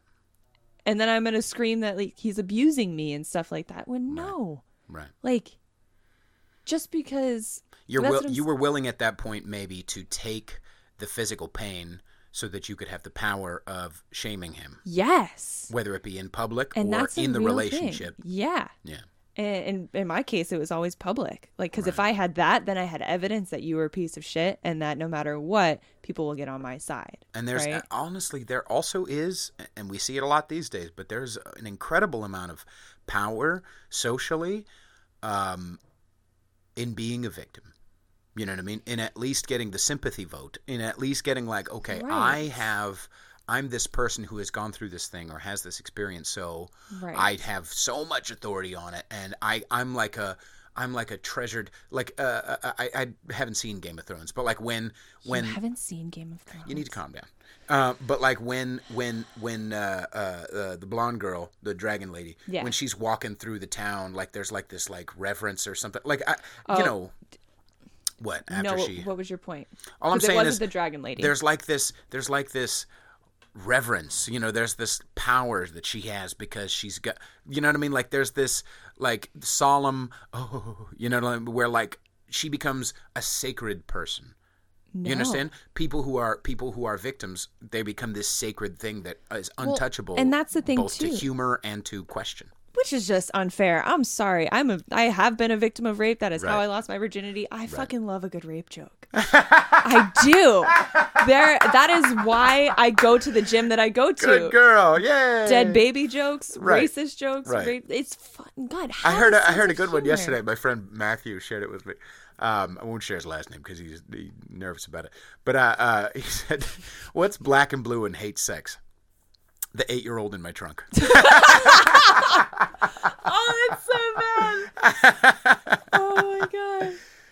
By the way, not to defer too far from what we're talking about, but maybe it's possible that the female vibe that barber didn't want in his shop is so that y'all could say fucked up jokes. And so that y'all could listen to a certain type of music, or so that y'all could, because females, y'all more often than not that I have to work in a place where I can say rape jokes. Obviously, that's insane. Right. But, I mean, I work in I'm not upset at my restaurant job because I can't fucking say dead baby jokes. But I am saying, I get that point. If it's his shop, like maybe he also wanted more of a male vibe because it's like, I don't want somebody who could have the power to say, I've been sexually harassed, I've been abused, I've been. Do you know what I said? What I did in response to that, because I felt that vibe. You got ultra boy, ultra like Oh well, you knew me because you back kind of then. look like Rufio. I was super. Is it politically correct to say dykey? Mm-hmm. Okay. No, it's not politically correct, but I don't care. But we're on conservative, so I was super dykey. You have eaten pussy. You're, even if you haven't eaten pussy, I love it in my face sometimes. It's good. I do. Good girl. But I pretended I was a full lesbian. Okay. Instead of to yourself or to someone else? To my work at this place in Florida. On purpose. On purpose. Really? Because I can back that up. There's evidence and whatnot. Sure. I mean, I Smell like my finger, both, but oh but see, that's one of those sacred things where, like, these days, all the commercials, not all the commercials, but often there's memes and there's commercials and there's every movie is like blue is the warmest color. Like where like all of a sudden everybody loves a hot lesbian scene. Well, not just that, but just I'm a young lesbian and I'm just full on this way. Like, excuse me, there's some lesbians take it up along the way. My fucking family member who is gay as shit just kind of picked it up along the way. But her partner, came out of the womb with a Giants hat. You know what I mean? Like, Like, but like there are different. Like, it's not. This is all sacred. Like, we're all somewhere in the middle. You fucking douche, and I'm allowed to question you. Well, it's like the right side and the left side. Most of us reside in the middle. Right? People who actively think on purpose. Well, and that was sort of my. I had moved out to San Francisco. I had met this girl that I was madly in love with, and we had a real relationship, and I really, really do love women in all shapes and forms. But then I started realizing, like, oh, that doesn't mean that I don't like guys at all anymore. Okay. So I started recognizing that I like both, but I specifically left that part out when I was trying to get this job. So that because if you think I'm one of the guys, right. Maybe that'll be easier. And which is worse, by the way, in my opinion. I don't disagree. Often some females, like, you can, obviously there's exceptions, but, and my family member is a good exception to that. We've said all kinds of race jokes and all kinds of shit. But like some lesbians, and I think part of it is the social filter that they don't have because they can just, but some lesbians are the most humorless douches, just humorless, just everything's so funny. Serious. That's so why gay serious. Guys often don't want to hang out with lesbians. It's not because they want to hang out with dick, but at least you can make a fucking joke. At least you can talk about sucking a dick or getting fucked in the ass, or you can talk about this girl's a bitch. Lesbians sometimes can just get so like, ugh. That's why I don't know, orange is the new black. Suck a dick. Suck a fucking dick. Everything's so serious. I like orange is the new black. Whatever. I like it more for the prison aspect than the lesbian aspect. Okay, maybe. But the trope of like this girl is with this guy, and I didn't get past season 1, I don't think, but this girl is with this guy, and she's just lying to herself because she's not really a lesbian, she's not really a straight person. She's lesbian. Like, how fucking predictable was that? How fucking predictable. You're trying to send a message. Everything is a fucking message. I'm sorry, lesbians. You deserve to be questioned and ridiculed just like everybody else. Everybody else. You fucking boring ass cunts.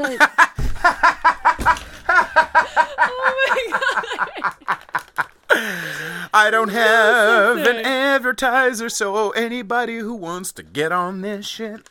Oh, by the way, before I forget. You got Amazon. No, I didn't get Amazon. Oh, okay. Go to my fucking GoFundMe if you want to give me money. I've given you money. Asked me. No, I'm not you. Oh. There are other people who are going to listen to this. Would you like a moon personally. cheese? Would you like a moon cheese? Okay. Thank you. Ooh. Um, Not bad. Someone told me I need to get a Patreon. I've been thinking about it. You think I should? You need to get your what? A Patreon. What's a Patreon? Patreon's like a monthly subscription type of thing, where you can donate $5 a month to me and my artistic endeavors, or whatever. I did a GoFundMe for the album, and that was pretty successful. It was very successful, but I'm also almost done.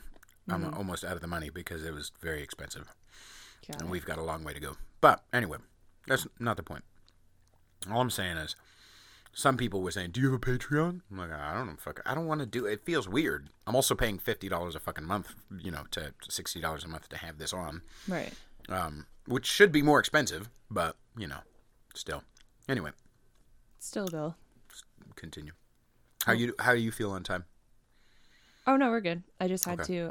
I do a lot of booking via text. Okay. So I'm just making sure. How about we take a little PPE break, because I have to PPE. Not a sounding break, just a pee-pee break. You don't know what I do in the bathroom. It's none of your damn business. I'll mind my business. All right, we'll be right back. Okay, there it is. Yeah, nobody likes that gum. It's not good. Really? Yeah.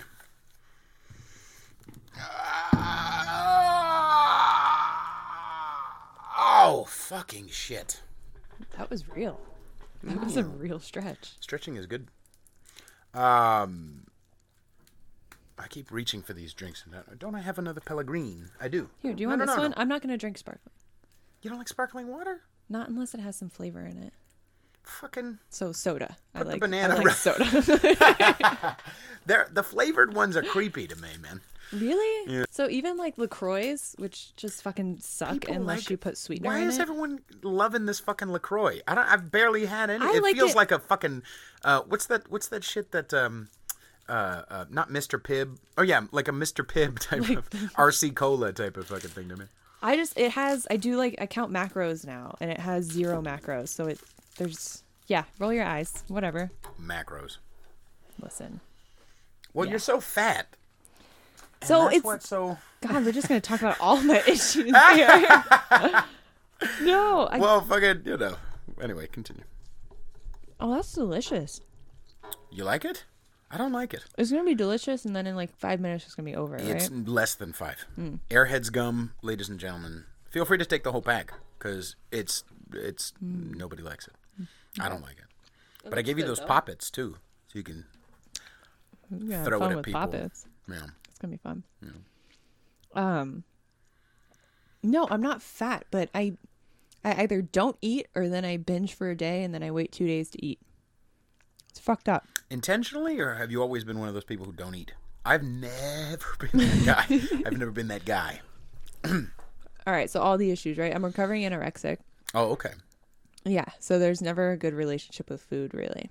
Okay. And there was for a little, but then I started noticing, like, oh, I think I'm getting fat, and like I'm not. If you know me, I'm very, very skinny. Weigh like 4 pounds. Wet, yeah. Soaking wet. So it's not bulimic is throwing up, anorexic is the not eating. Okay.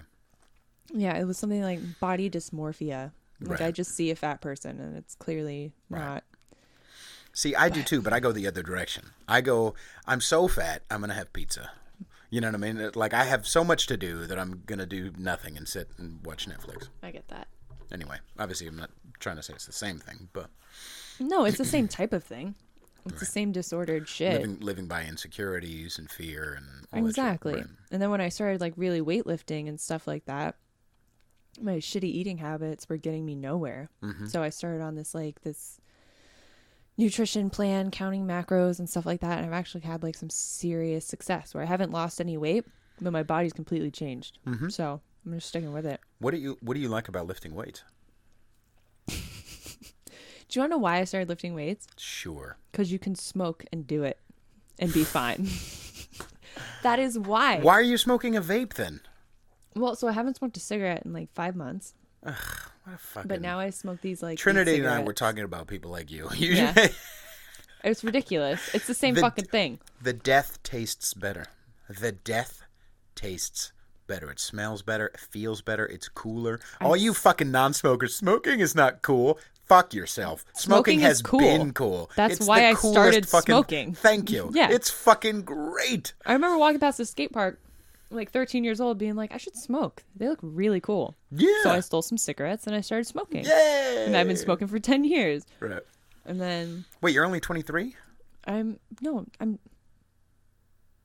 was smoking for longer than 10 years. I'm 25. Oh, okay. Oh, you're an old bitch now. Yeah. I'm closer to 30 than 18. I didn't think I was going to live past 25. Do you have a small violin we can add into that? No. Oh, okay. I have moon cheese. It's weird. It tastes strange. Are they just cheese bites? Yeah, but they're like crunchy. Crunchy. They taste strange. I like them, but I shouldn't. Okay. Continue. Yeah, and they fit with my fucking eating plan anyway. But what do you... So you like I started for smoking, but you also wanted health stuff, or was it because of fucking No, it was because of starting Alex. to date? Yeah, that's what I was figuring. Yeah. And yeah. You wanted to be able to toss them around. Well, I started lifting weights, like powerlifting, because I could smoke and not be that affected. Like, if I quit smoking, it wouldn't drastically change how much stronger I was. And I wasn't out of breath constantly. Right. So, I would literally... They make fun of me at the gym now, because they're like, when you first started working out here, you'd smoke Marlboro Reds next to your Jeep in between sets. And Hell now you smoke your vape by your Corolla. And we're not really sure what the Bay Area has done to you. Yeah. So why did you have to get rid of the Jeep? The Jeep. Why can't I say Jeep? My baby. Go. Yeah. Why? It just broke down, or just wasn't cost effective? Both. Like I guess. So PSA: if you have a Jeep Wrangler between a 2008 and 2013 Jeep Wrangler, those are the years Jeep went bankrupt with the rest of America. So they started using a bunch of cheap parts, and they stopped putting the reliable Jeep engine in there. Right. So I can't remember if it's like a V6 or something. 3.6 or whatever cylinder is bad. That's the engine that they started putting in all the Jeeps. Okay. And after 75,000 miles, it will take a shit on you in some way, shape, or form. It just will. Right. Like when I had a fucked up check engine light, kept bringing it to the mechanic, and the mechanic was like, we got this code, and I looked it up, and here's what everybody did to fix it. Right. They replaced the goddamn engine. Wow. Which insurance was not going to cover, because every other teeny tiny piece in the engine needs to be replaced first in order for that. So I said, fuck it. And we traded it in. Right. Well, plus I commute an hour to work. And an hour? Yeah. Do you San Jose up to here. Do you want to promote your place? Oh, after all that shit I just said, sure. Come see me at Cut To Contrast Barbershop, Ingleside. What's it called? Cut To Contrast. Okay, because you can't promote and be chewing on something at the same time. Okay. My bad. So, Cut To Contrast Barbershop. Cut To Contrast? Yes. Okay. In Ingleside. We're right next to Ocean Ave Tattoo. I don't like that area, but it's all right. It's not as bad as like Bayview or anything, but it just feels like a mix. It feels like a mix between Bayview and Sunset. Well, so and I know it is. We're actually on like a really nice part of Ocean. There's only one crackhead that walks around. Oh, okay. Yeah. His name's Dante. You have to hug him. It's part of your initiation into the shop. Okay. But yeah, we're by like the really, really nice suburb houses. Oh, you're near the Whole Foods? Yeah, we're like 5 blocks away from the Whole Foods. Oh, okay. Cool. So no, it's an awesome shop. We've been there for 5 years. There's only 6 of us. Prefer appointments. Call the shop. Because of the American flag, you're all racist. Clearly. Right. Yeah. Right. I'm the only white person in the shop. I work with all Filipinos. Wait, Filipinos can't be racist. Did I ever say? I think I said it on another one. But did you know why Asian or Chinese women wear visors and wear? Oh, that was interesting. Yeah. So darker skinned people are the workers, and that's why you're lower class. Right. I mean, it makes sense in a really old school way. Right. But so you don't have to be white to be racist. Lots of people can be racist. true. Racism means power. Go fuck yourself. No, I like your racial. Humorless douche. Yeah, racial. Racial. We're all fucking racial. You know, every time I've been fucking cut off on the highway, you know who it's been by? Go. An Asian woman. Yay! Every single time. After the third time it happened, I started putting it together in my head. Stereotypes are there for a reason. Right. But that doesn't mean you shouldn't vote or you shouldn't drive anymore or whatever. All I'm saying is I'm allowed to, like, be like, this fucking shit. You know what I mean? Like, I'm allowed. It's all right. It's not the end of the world. But, like, with Mean Dave, like, as an example. I gotta listen to that. Do you?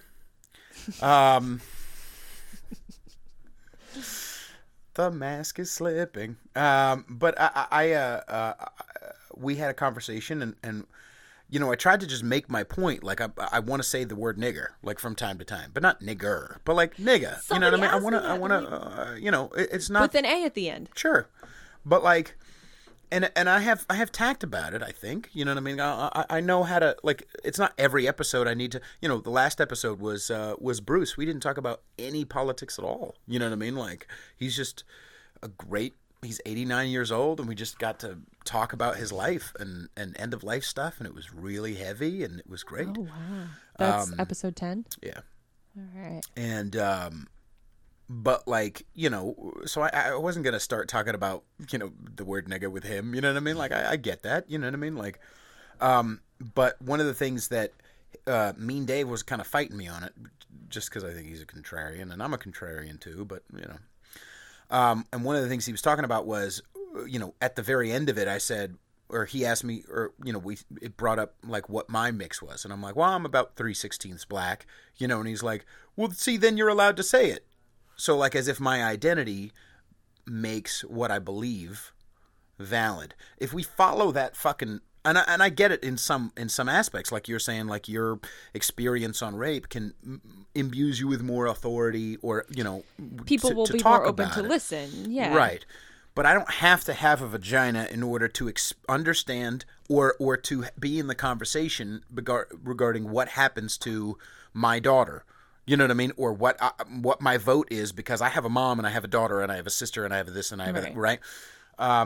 But apparently to some people, if you're black, then that means you're allowed to say that. And we just believe these things. There's no one thinks about it really in depth. No one questions it. And you just have to believe. But, like, these things I'm saying, that's why I wanted to call it conservative, because it has a ringtone or whatever, it has a ring to it or whatever. But also, like, I mean, I'm kind of liberal. I'm kind of conservative in some ways. You know what I mean? Like, but I don't think it's the end of the fucking world to, like, believe what I believe. And that's the thing too. I'm not laying all of this stuff down as this is the unchangeable end all be all word of Peter Feliciano, and this is everything I believe, and this is, you know, and this is there's no moving on it. Like, no, everything's movable. I'm wrong lots of times. Anyway, I relate. So what happened? Florida. Go ahead. No, you go ahead. I had nothing there. I'm just making noises into the microphone. Fill it up some time. Fucking Trinity was like that, whereas, like, we got to that because she wanted to do it, but she also was just like, you know, I think she only lasted like an hour and 15 before she's like, I want to go. You know what I mean? You know, we had a great time. We had a great conversation, but it's like, she was much more insecure about, like, I don't feel like I'm going to have anything to say. So she, you know, whatever. I was scared shitless. But why is that? I mean, I get it. Like, if you're going to say things that might affect how people view you. I mean, I want to say I could give a shit about that. I give shits about what people think about me. Me too. I do. Right. We all do. Right. Partly because I'm trying to run a business. Partly because I'm a fucking human being. Right. You know why? Because I listened to Jake's podcast, and am I making tons of noise in the microphone? It's fine. People are jerking off to it right now because of the sounds. Oh, all right, Jesus. Sorry. And then I listened to Alex, and then I listened to you and your brother, which, like, I will probably listen to again. If you guys are listening to this one, you haven't listened to that, you should listen to that. It's Pete times 2. We sound funny. Very similar. It's but you weird. guys both have the same, like, mannerisms and certain words. It's so funny. And they sound so educated, but also like we sound educated. Yeah, you guys got into like God. some pretty good topics and stuff like that. Yeah, I didn't see that coming up, but anyway, continue. But also like, I was trying to think of all the things you're into, like comedy, music. I was super in my head about coming and doing this. And like, I know about hair. Right. I know about weightlifting. But that's important too. And like, I have a pretty good belief system about spirituality. And you shit got like volumes on rape. But do you understand, like, that's what this whole thing is about. That's why, like, Bruce, as an example, is a very different episode than the rest.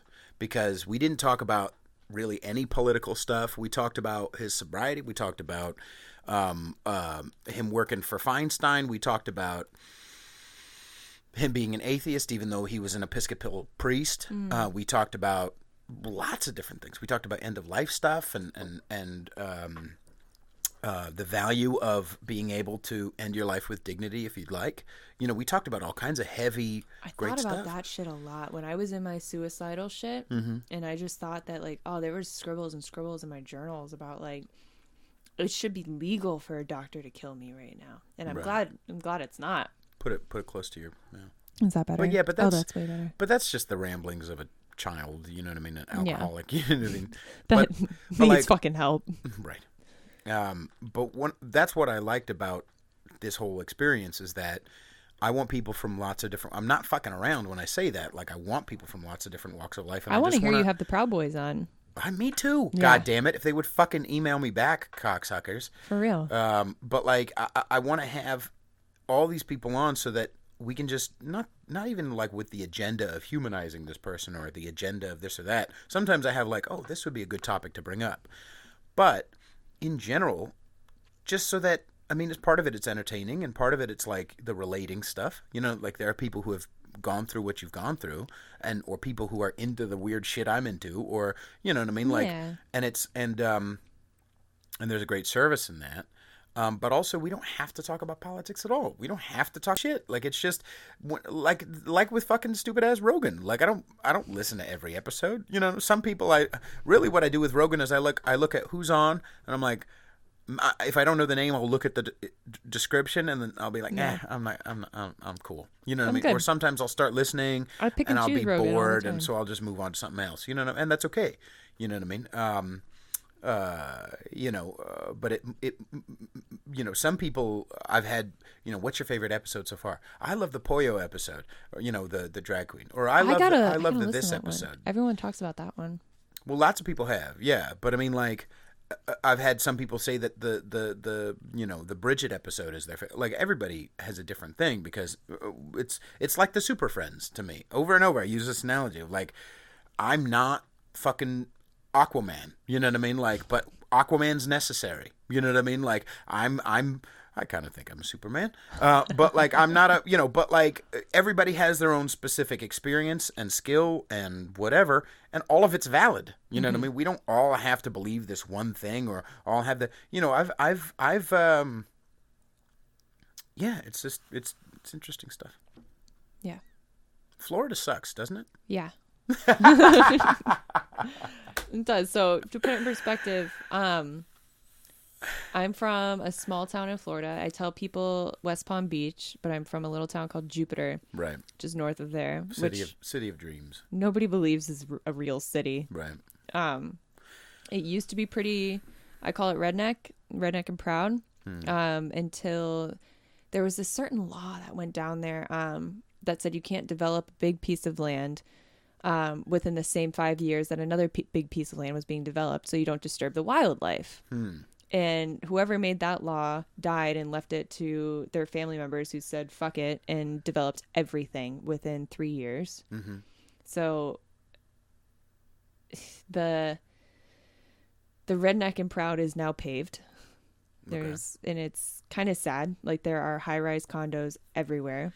There are 5 Starbuckses within half-mile radius of each other. Same grocery store. It's sad. Okay. And then, like, they destroyed all the wildlife right next to my mom's place, so now there's like fucking bobcats running around her backyard because they have nowhere to go. Right.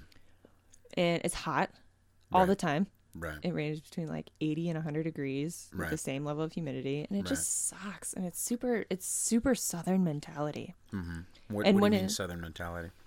When I had a dykey haircut and dressed like more like a boy than I do now, I got funny looks and rude comments when I went to the grocery store.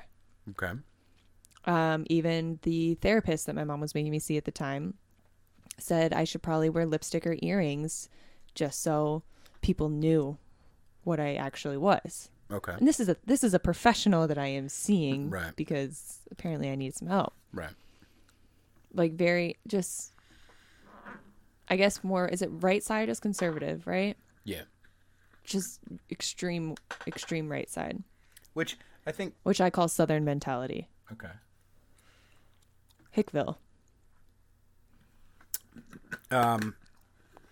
Yeah. I mean, I went to Oklahoma, and maybe it's the time too, but I went to Oklahoma. I talked about this last year, and I saw gay kids and black kids, and like it wasn't, it's not, Yeah. People with blue hair and shit. I don't maybe it's different now, or whatever. Part of that is timing, and part of that is what you're exposed to. Yeah. But It's happening. Things even are the changing. douchebags, like if they get to know you, even though you got a dykey haircut or whatever, see, that gum sucks balls, doesn't it? I've had 3 pieces because it tastes really good at first. Right. But like even those motherfuckers, like you get them alone, and And they're real good right. people. Right. Like, They I- might say the N-word in a derogatory sense from time to time, but I mean, my mother does that, but she's a genuinely good person. Right. It's an see. See, I believe most people are good. Right. What sucks? Right. Because a lot of people aren't. But I believe in general, Right. most people. Right. When you get them alone, but I also think like that whole idea of like we're all doing the best we can with what we got. It's a stupid fucking boring. There you go. Get comfortable with it. All right. Sounds like I just unbuttoned the top of my pants and let my belly hang out. Fucking right. Good. Well, you're too. I think if you actually let your belly out, we would all die because you're so fat. That's why you wear leggings as pants, my friend. Right. But like it's what time is it? 12:44? Yeah, we're good. I forgot the fucking stupid. People are doing the best with what they profound- have. Yeah, people are doing the Yeah. best. It sounds corny, but I feel like it's true. I do too. What did you think about that whole thing that Will and I were talking about regarding humanizing people who have done demonic shit?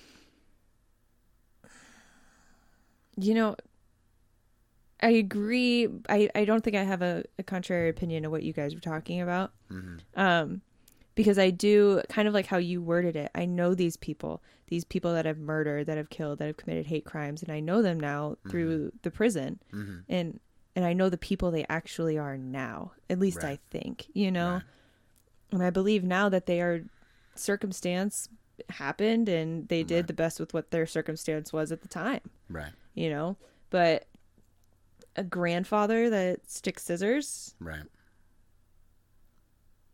I don't really give a shit if you're humanized or not after that. Like, sure. No, I'm not saying that from a standpoint of legislature. I'm not saying that from a Right. standpoint of, hey, we got to see this guy. I'm saying that from an internal place alone. From If an you- internal place alone, so that you can. Because I don't think I'm above murder. I just don't. You know what I mean? I've known how selfish and how shitty I am, and how violent I can be from time to time. Not anymore, really. But I mean, Yeah. sexually. But like, I've known how I know myself well enough. If I ever, drank again, like all bets are off with the shit. You know what I mean? Like, Yeah.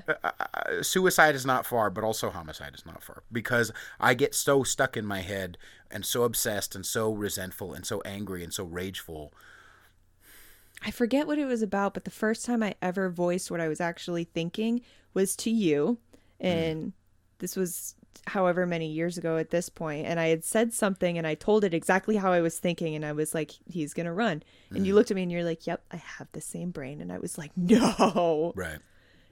Yeah. I wouldn't, I don't know. But as far as like an act like that,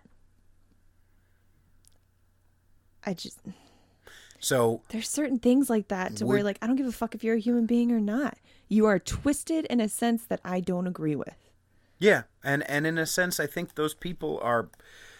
I think those that type of person, like I was thinking about it yesterday, like Ted Bundy just was made to kill people. You know what I mean? Like he was great at it, and he was a rapist, murdering piece of dog shit, and we need to sequester that person. How do I package what I'm trying to say? But I'm waiting.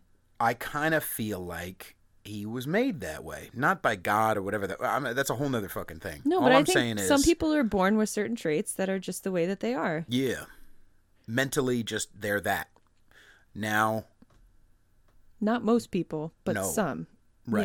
Yeah. And the non-that can slip into the murdery or the rapey or the molesty or the all kinds of different shit. Right. Like I believe in rehabilitation, but Right. But some people are just fucking, like, I think that grandpa was fucking born that way. And I think I don't he give a needs fuck to what be his sequestered. childhood was. Yeah. Exactly. Like I was saying with who was I talking about? Was that with Will? Where I was like with the Michael Jackson thing? Yes. Like, it, same thing goes. Like, I don't give a fuck what that guy's childhood was. Like, that's number one. That's already passed. So, oh well. He's a grandpa at this point, so Right. But like, as soon as we find out that person does that, let's put them away in a box and feed them and give them TV and whatever. Or do we kill them? Is the death penalty, because Florida has the death penalty, doesn't it?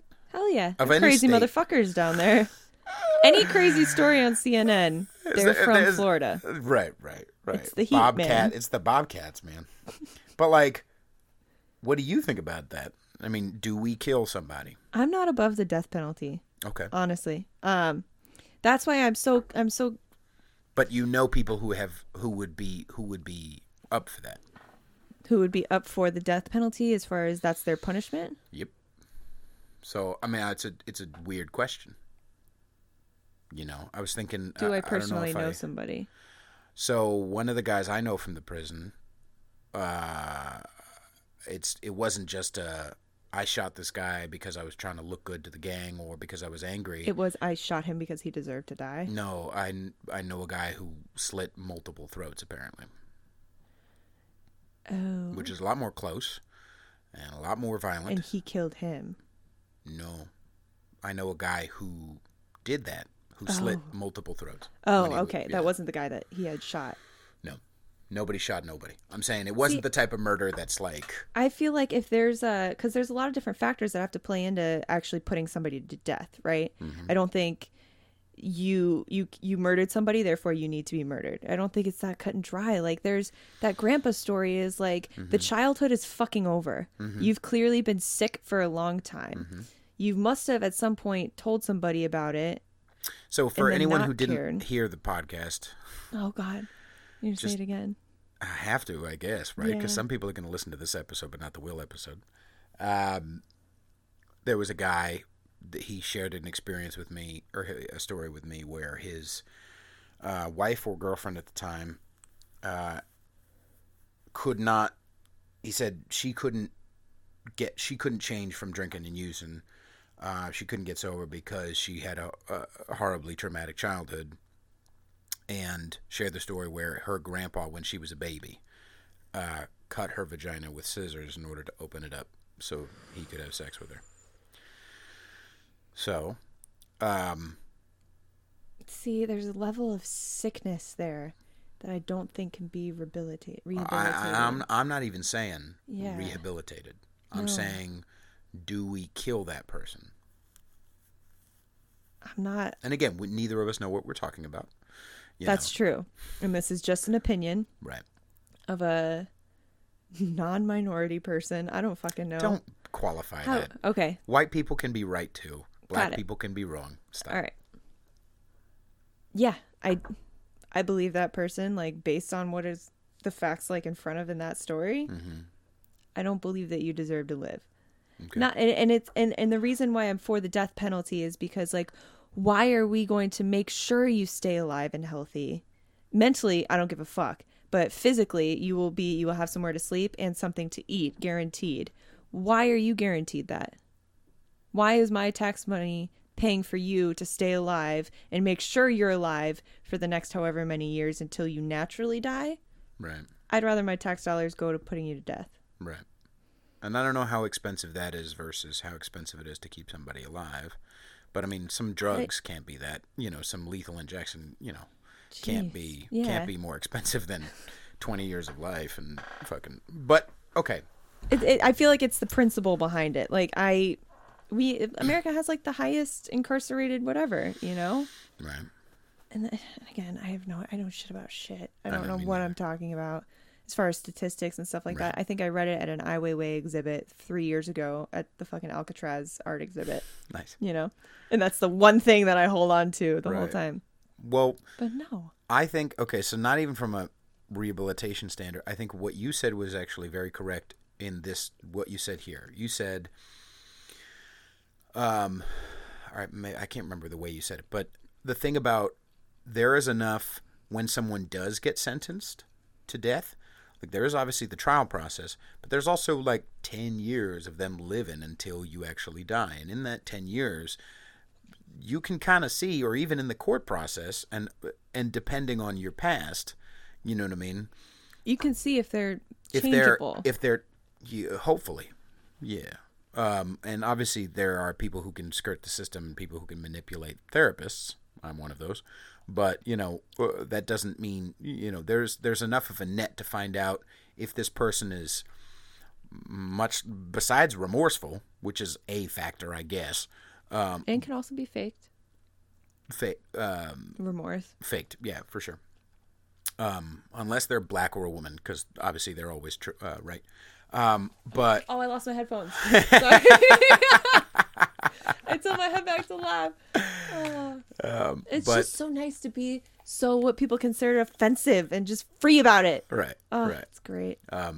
Because I know myself as a dirty little human, and I know the unforgivable things that I do and have done, and I know you, these other motherfuckers too. I know black people who are shitty. I know white people who are shitty. I know lots of every type of person is a dirty little human jerking off and having diarrhea. You know what I mean? Like that's what we do. The way we are. I mean?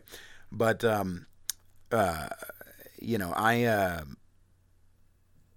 not even from a remorse standpoint, but I wonder if because some people who get the death penalty are people who are responsible for. I know it's changed. It's gotten more. I mean, you have to murder. I think you have to murder multiple, or you have to rape and murder multiple, or one. Rape and murder is a different thing. Seriously vicious. But when there's sex involved, that does change things. You know what I mean? Like even premeditated murder. A guy hates his wife for long enough and just doesn't have the balls to just break up with her. You know what I mean? and but has the balls to get a fucking gun. Whatever. We don't make sense as humans. But a guy and premeditates murdering her. That's different than a rape murder. That's different from fucking grandpa with the scissors. That's different. When sex is involved, I think it's just there's a level of, and I've done stuff I sexually regret. Everybody I know has done stuff they sexually regret, but there's a level of mental something that. Is that the right word? Psychotic? I don't even know. Psychopath? I don't. Right. Which is funny because the definition of psychopath from 1930s was a person who knows the difference between right and wrong and does wrong anyways. Which is my whole life. That's what I was going to say. That's my childhood. Right. Explains my fucking who I date. Sure, I love you, bitch, or whatever.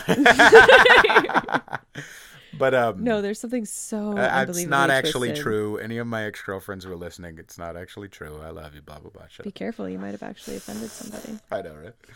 About fucking time. Why can't I get anybody to be mad at me? You just want some hate mail. A little bit. You want me to make a fake email? I'll send you some hate mail. No, that's all right. I'll get some people to send it to you. I want it to be public anyway. I want people to be more mad about this. There can't be any Asians who aren't mad at all the Asian jokes I've made. There can't be, you know what I mean? Like, maybe that's a sign that either I'm not reaching enough people, which is what's actually true.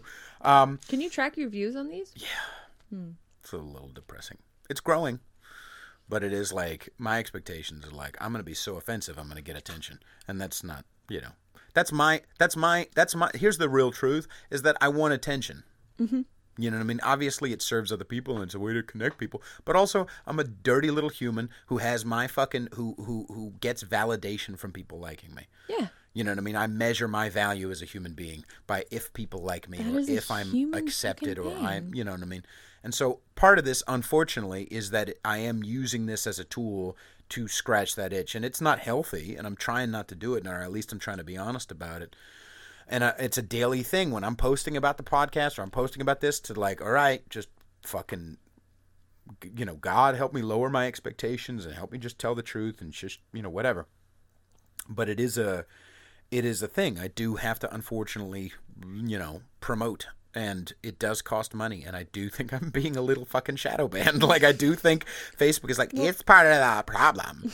It's part of the problem. Which, by the way, if you work at Facebook or Google or any of these companies and you're doing that, it's impossible for you to be a masculine male. You're not a fucking masculine male. You're just not. Even if you're a dude. I guarantee it's either a female, especially a lesbian. That's shadow banning? Yeah. Or you are a guy working for, but you can't be a masculine male and understand that, because a masculine male, and I understand that there's versions of this for you, but I'm saying a masculine male, because of how physical we can be, understand that we can't, like, that words aren't the shit. Like, words are not the end of the world. Where like, oh, sticks and stones may break my bones. Words, there's truth to that. You know what I mean? Like, we can have words that we disagree with. Don't hit me in the face. You know what I mean? Don't put a knife into my belly. And outside of that, like, there's a mutual respect between dudes who are angry. Where, like, that's why that whole fucking, I know I'm going off on a rant. I was talking about something else. Let it happen. But like, don't tell me what to do. But I was talking about how, sometimes I hear this thing about like, a guy saying nigger in a derogatory sense. Like, hang on, calm down. Was he angry? Let's address that real quick. If I'm angry at you, am I going to pull punches? Am I just going to call you stupid dumb, you stupid dumb jerk face? No, I want to hurt your feelings. And if I want, that's why I like having the freedom to say everything. Because fuck sometimes gets the job across, goddammit. Yes. It does the fucking job. Everyday language that people fucking understand. Right. And I'm not saying that it's okay necessarily, and I'm not saying there shouldn't be consequences to a guy saying nigga, but like, is it coming from like remember Jonah Hill, some guy, some paparazzo, whatever the fuck, I don't care, was like following him and taking pictures and like in his face and wouldn't get out of the way, and the guy and Jonah Hill like, get out of the way, you fucking faggot, like, and he had to apologize. That fucking paparazzo didn't have to fucking apologize. That piece of dog shit who's hounding people, who won't leave people alone, who did that for that reason, doesn't have to apologize. What a fucking douche. And you know what? If I'm trying to get the point across and hurt this person, yeah, I'm trying to hurt the person. I'm going to use derogatory language that I know will piss them off and get them to back down. Same thing goes for mansplaining. I'm sorry, but mansplaining. Do you know what mansplaining is? Explaining something in a male way? No. Mansplaining is this fake thing that people brought up to put a qualifier on being a condescending prick. Mansplaining. Everybody can be condescending. Men can be condescending to women. Women can be condescending to men. Yeah. Women can be condescending to other women. Yeah. Just because it's a dude doing it to a girl doesn't make it worse. No, it's all condescending. Yeah. Yeah. And we all do it. And sometimes it's just not okay to do. But you know what? It's kind of human. So now you want to stop me from condescending by making me now a sexist. Right? See, there's power in victimhood. Mansplaining is not a fucking thing. Suck a dick. You know what I mean? Like, not you. No, I'm not. You were looking me in the eyes. I was mansplaining to you. But do you understand what I'm saying? Like, yeah, okay. Anyway. I had no idea that was a thing. Mansplaining. Yeah. Shit, I do that to guys all the time. Like, listen, sweetie, I know you don't understand because you have a small man brain. Right. Let me break it down for you. What's one of the ways you do that? I speak louder and slower. Like, it's even if, like, I'll use Alex as an example because he won't be offended. Oh, no. Oh, shit. He could not, and I don't know specifically what I'm going to, but he could just not have heard me. Mm-hmm. But I think he's being like, oh, whatever. And I'm like, so I said. Nice. Like, could you please pick that up off the table and bring it in here because it would help me a lot. Nice. Like with the eyes and the eyebrows. And right. Yeah. Right. Being a condescending. Yeah. Shitty. Being a prick. You know. It's easy to get the point across. Right. They start fucking listening, and when you start getting offended, you start listening. I will defend. I would add a little pinch of salt to your life right now. Nice. Let's do it. Whose table is it? Our table. Is it? Did you buy it? Oh, don't do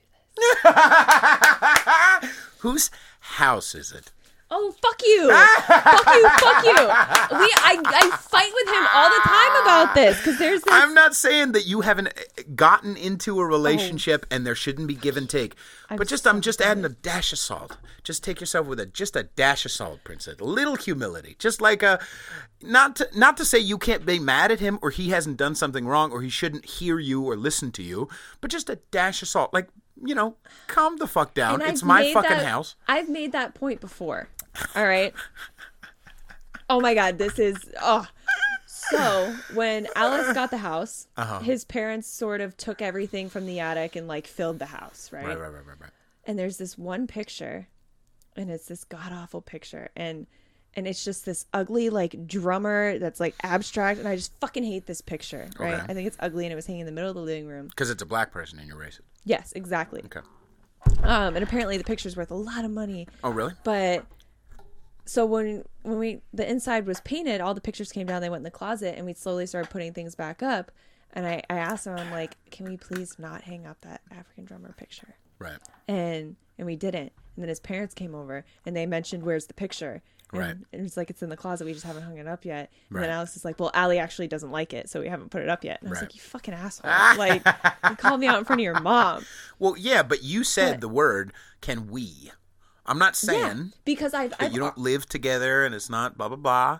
But, right. you know, just a pinch of salt to the we, because it's technically his. And I've argued with him about that because he's brought it up like it's our house. And I was like, well, because he loves your stupid ass, and that's great. And the gesture of it is great. But I'm saying when the rubber meets the road and you start to get, honey, fucking, can you pick something? Just I can a only dash do that of salt. about the bed frame. Can you what? We bought the bed frame together. All right. So that's it. And the nightstands. So if those get ruined, then I can say something. If not, I can't. And I'm not saying you can't say things or you can't be mad at him, but I'm just a the dash salt of hurts, salt. Pete. I know. I'm sorry, but I'm just real not, defensive on that. I know, but that's I you know, and that's the social contract that you're living in. And that's okay. And he loves you enough that he wants to, you know, have you be a part of it and be half of it, you know. But I mean, do you know how many divorces end? And I'm not saying that whatever, but do you know how many divorces end or marriages start by the guy having the stuff and and supporting the girl, and then she takes half of it? Yeah, I think that's so wrong. Well, it's not going to change because women want their cake and they want to eat it too. I don't disagree. You want to be able to say, I have, you know, I saw it happen. Exactly. It's almost similar to the whole thing about you know, you want to be equal until he punches you back and you go, and all of a sudden I'm a frail woman. But no, on like in front of a jury playing that video, I clearly asked for it without asking for it. Oh, wow. Like, it actually went to trial, the hitting thing. No, it was just an example. I'm like, Oh, if you okay, put that all in right. front of a jury of people. All right. No, I've never like, been now to... this story is even deeper. Oh, Okay. Man, that would be cool. But not really. No, that poor kid. Right. But I saw it with my old boss at that shop. He was going through a nasty divorce. Now, as much as like a sexist, whatever, that experience I had with him could have, whatever. Mm-hmm. No matter what went down, he was in the shop every single morning at 7 a.m. mopping those floors. And he built that shop from nothing to a very, very successful, well-known business. Mm-hmm. Makes a lot of money. Deserves works harder than any barber in there. Mm-hmm. And he was in this messy divorce, and she was trying to take half his shop. And it pissed me off. Right. Because she sat pretty in a house while being a housewife, which I'm not discounting housewives either. You got to like, whatever. That's a job in itself. Yeah. But she said she was entitled to half of that. Right. And I remember that just like pissing me off because I saw like whether it was woman and woman, man, woman, whatever. Right.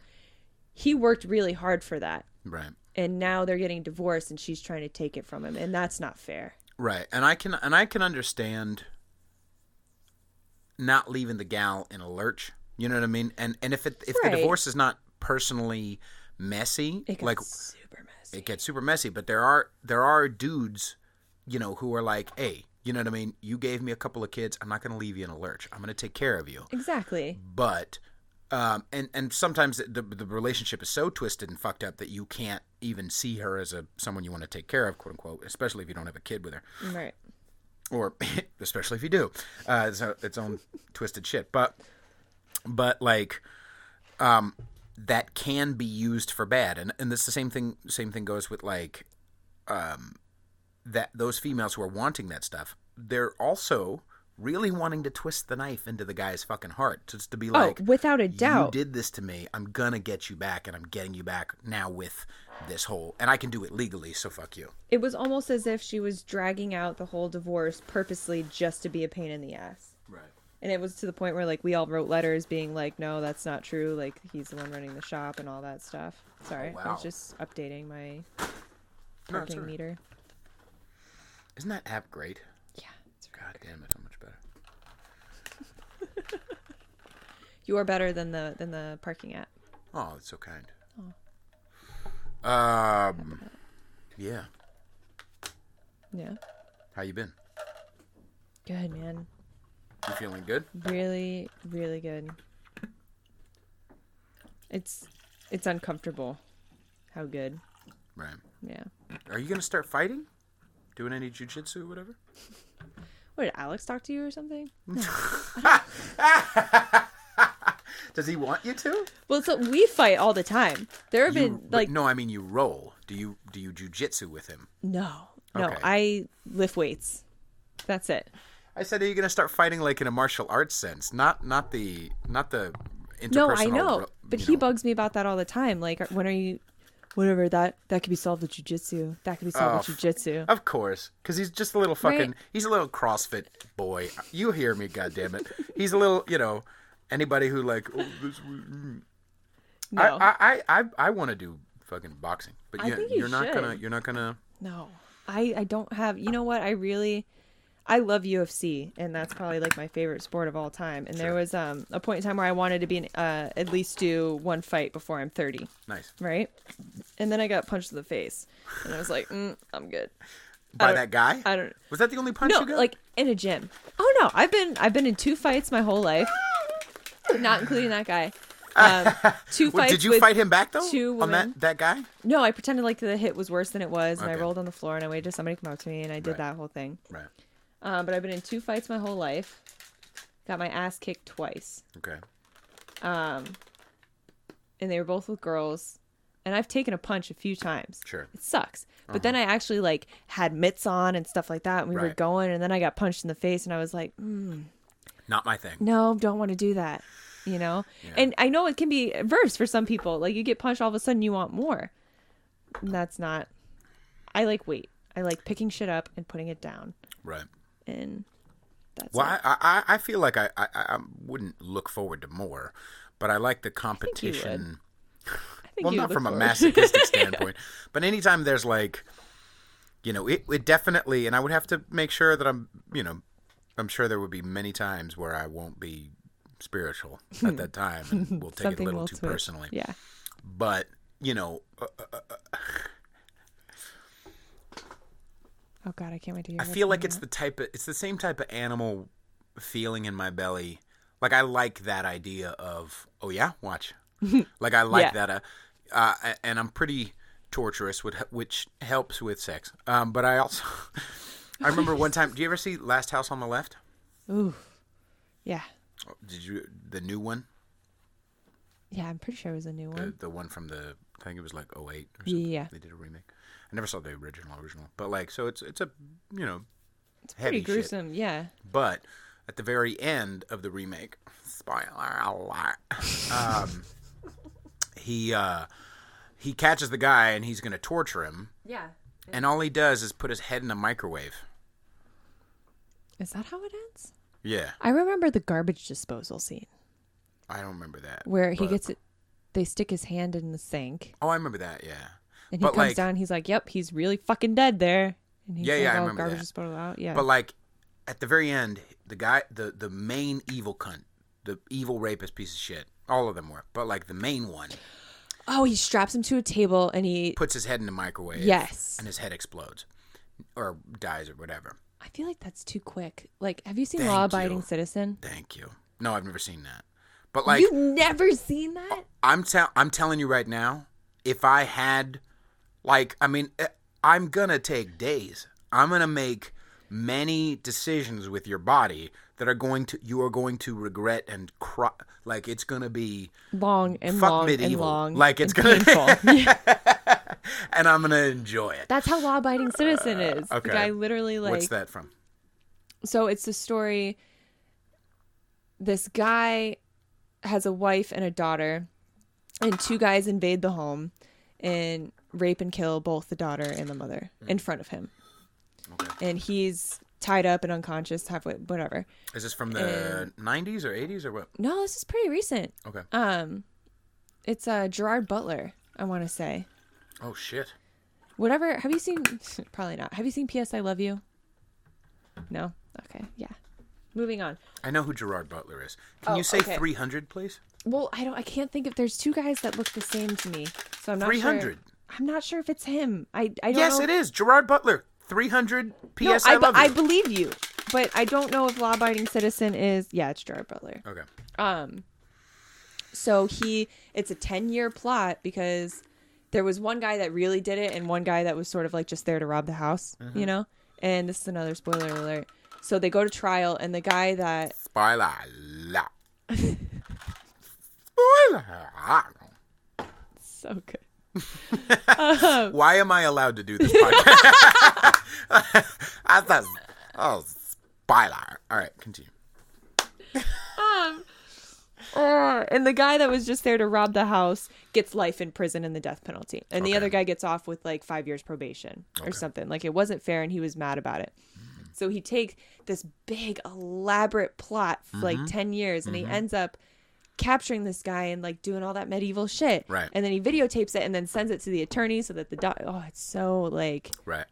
it's so good. Right. I was listening to something. I was listening to Jim and Sam yesterday. And Jim and it's Sirius XM satellite radio, and I was not listening to it on the Sirius XM. It's illegal. But I was listening Nobody to it on does that. YouTube. And I and Jim brought up a great point. He's like, I hate it when all these fucking people these days are always saying like, oh, these are really trying times, or especially like, oh, kids these days. Like, go to a medieval torture museum. They would put you down. There was this spike, apparently, like this triangular pyramid thing that would go into they would lower you down onto this thing and it would go in your asshole and it would widen it up. And if you didn't die from that, people would die from the infection because they didn't clean it. That's what they did in medieval torture. You're gonna say being a cunt on Facebook is like, you know what I mean? Like, that's we've like never apples been and oranges amazing. Type of thing. It's not apples and oranges. Like, what I'm saying, the point he was making is, if you can't complain like, oh, these are like, okay, yeah, but like we've never been amazing. See, I get the point. Humans we've always been kind of fucking awful. You know what I mean? I get the point you're trying to say. The whole like these are trying times, whatever, but it's been worse. Yeah. And somebody recently brought up a point where like they think that's bullshit. And I heard them out and they said you can't be like when you're having a hard day and just cheer up because somebody has it worse. No, I'm certainly not, but I'm that little dash of salt is pretty important. You know what I mean?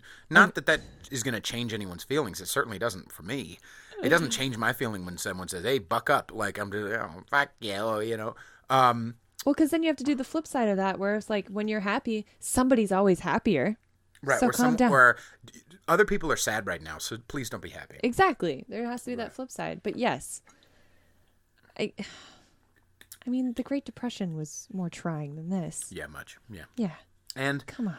And see, we're fucking pretentious, spoiled ass. Right. Fucking Americans. And I'm gonna pause you there. A lot of other countries are the same way. In fact, all of them. You know how awful South Africa is? Mm-hmm. I do. I have some friends from South Africa, and I had no idea because all I had seen was the pretty Cape Cod pictures. And they're black, so obviously they're morally superior than us, right? I mean, you can't, they're raping and killing because they had a bad childhood. Because of apartheid, that's why they're raping and killing. It doesn't fucking matter. Stop raping and killing. How about that? Stop wrapping people in tires and setting their body on fire. How about that? Ooh. Oh, I had apartheid. Oh, poor fucking guys. This isn't even Stevens. We don't live by even Stevens. This whole I'm going off on a goddamn rant now. All right, let it go. There's been so much of this like by the way, Trevor Noah, die. Like, you're the worst. Have you ever noticed white and black? If there's a white and black mix in a guy, the guy is now ultra superior. Yeah, but he's like ultra, like he's the ultra victim. Anyway, sorry. He was going because he gets victimized from both sides. No, I don't think that. I think he enjoys the power of it. I think fucking Trevor Noah is the most at least Jon Stewart was funny. But anyway, I don't even know who Trevor Noah is. Daily Show new guy. Awful. Got it. Anyway, if Trevor Noah goes one show without saying apartheid, anyway, it's might be funny, but just watch it. Anyway, but he was saying these there are white families apparently in South Africa who are getting their farms taken away, and they're getting persecuted in some ways. I don't know the whole story, but apparently there are even roving gangs of guys who are going to white-owned farms and murdering and raping the whole family and killing people in order to... The fuck was that? Not entirely sure. That's my chair. In order to gain control, or... No, not to gain control, because white people haven't had control for a while. But in order to... almost like we need to get rid of racism, right? That's why they're doing it. Yeah. To get rid of racism. Right. But really, and this is an extreme example, but this is what people really believe, that we're like seven and we need to live by even Stevens. You know what I mean? Well, the pendulum is swinging this way, an eye for right? an eye type thing. Yeah. So even here, the pendulum is swinging this way. Yeah, but it was really bad before, it was super over in the, oh, okay. So yeah, let's just live by even Stevens. We need to make up for slavery and Jim Crow. So I have to not say what I want to say. Or if I do slip up and get angry and say nigga in a derogatory word, now I can't make money. I have to lose my fucking livelihood because of what neither of us lived through. Neither one of us lived through. That's the thing. Are we going to make generations and generations pay for the fucking origins of this country? Stevens, fucking 5-year-olds. Get over yourselves. And not just that, the origins of this country. Do you know how much we have 5%? Apparently it's literally 5% of slavery of the Atlantic. Fuck the goddamn Muslims countries who beat the shit out of black people in Africa and fucking rape and pillage and all that shit. or not raped and pillaged, but lots of slavery happened with Muslim countries.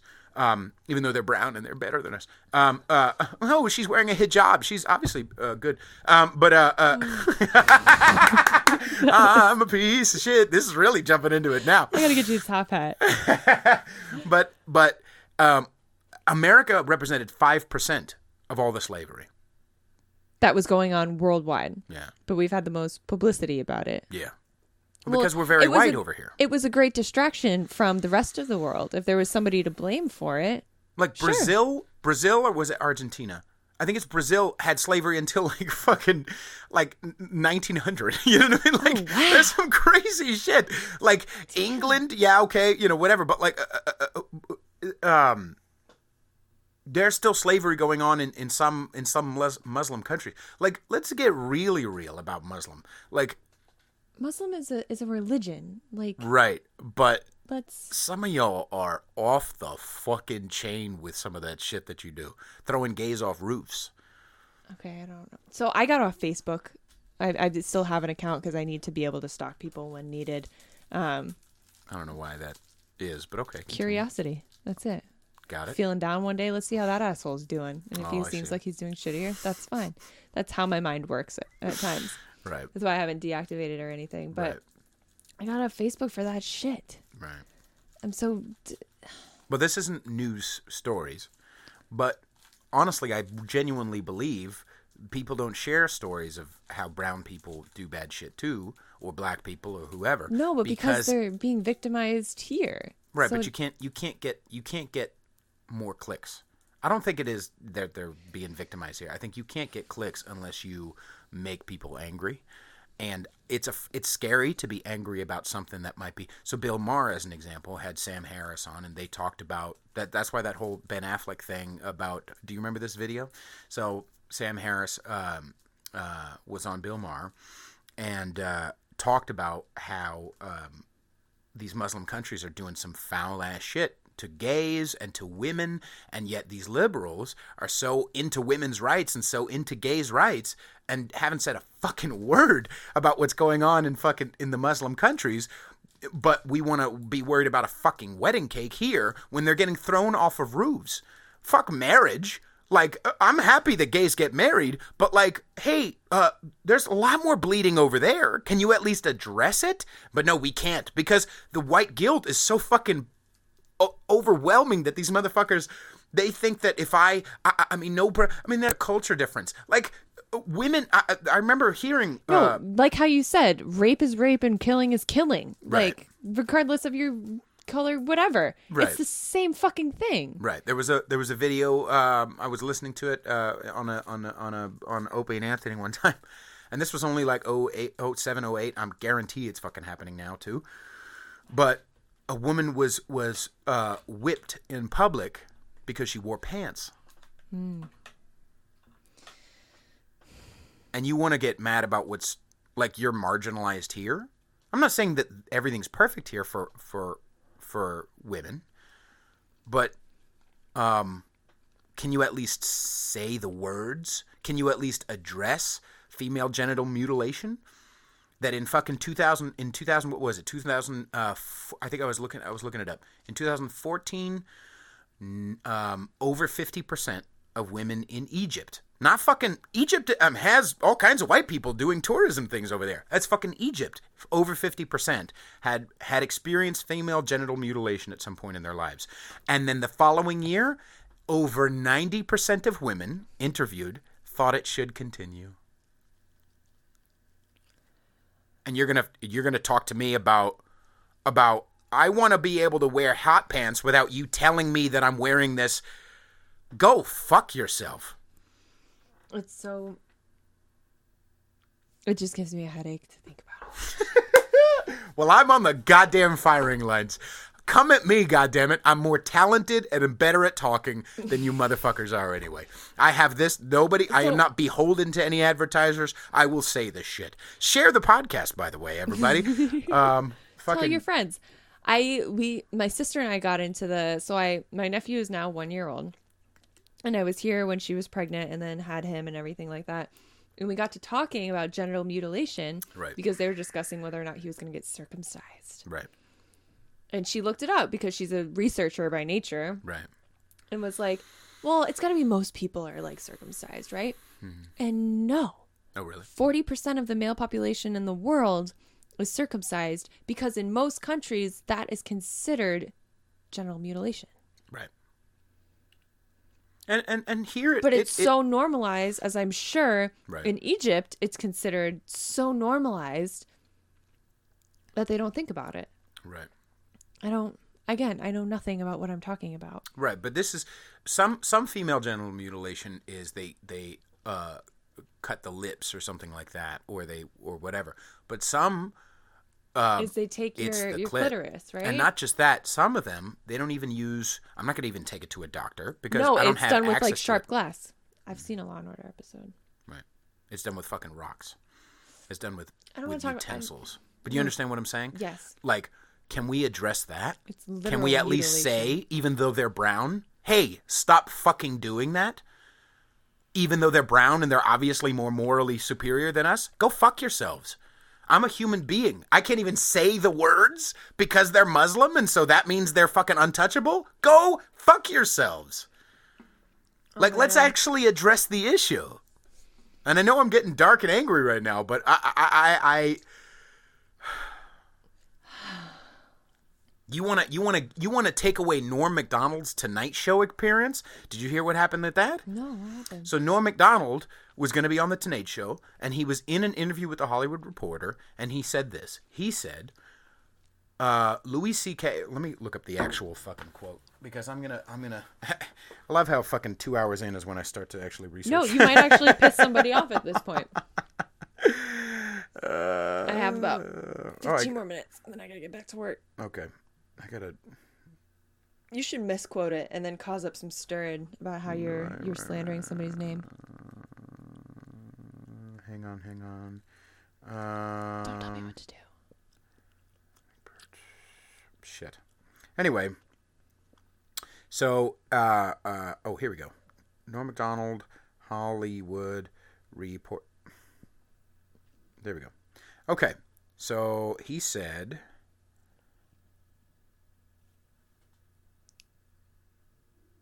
Anyway, I'm gonna misquote it anyway.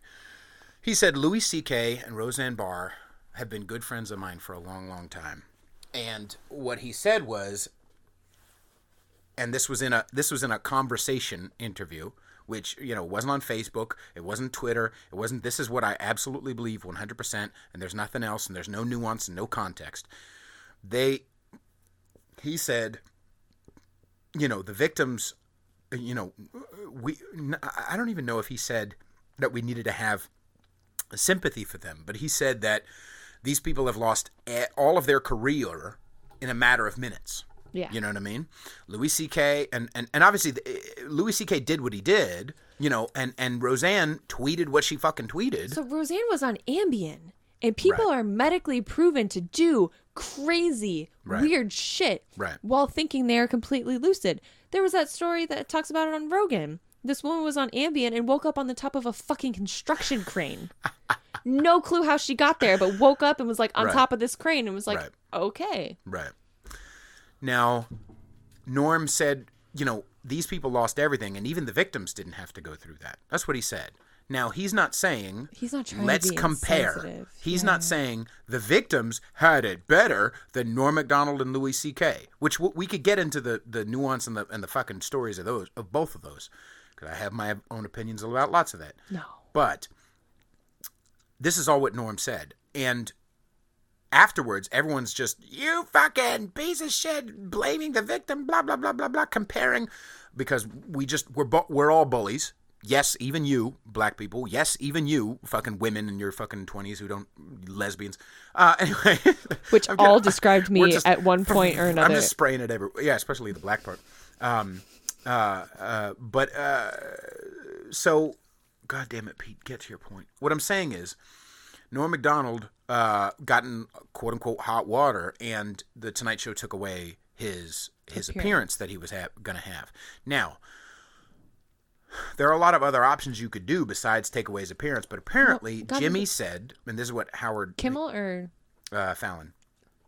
I like him. Yeah. But Jimmy, and this is what Norm said on Howard Stern, that Jimmy Fallon came up to him and he's like, hey, what do we do? And he's, him and Norm go back, and they're like, what do we do? Should we have you on? What should we do? Blah, blah, blah. And he's trying to figure out. But he said some of the staffers, some of the producers, or one of the producers is actually crying because we're having you on. Crying. Because because she was so triggered by even his presence. With rocks. They are cutting off clits with rocks. And you want to take away Norm Macdonald's life. Even after Norm said sorry.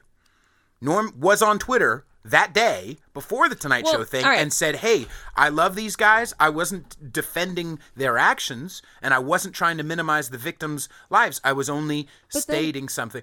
And even after saying sorry, with fucking rocks, you fucking idiots.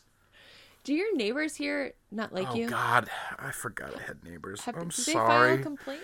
No, they don't. I don't usually yell like this. I'm so... You're man, so I hope worked I haven't up. got us in trouble right now.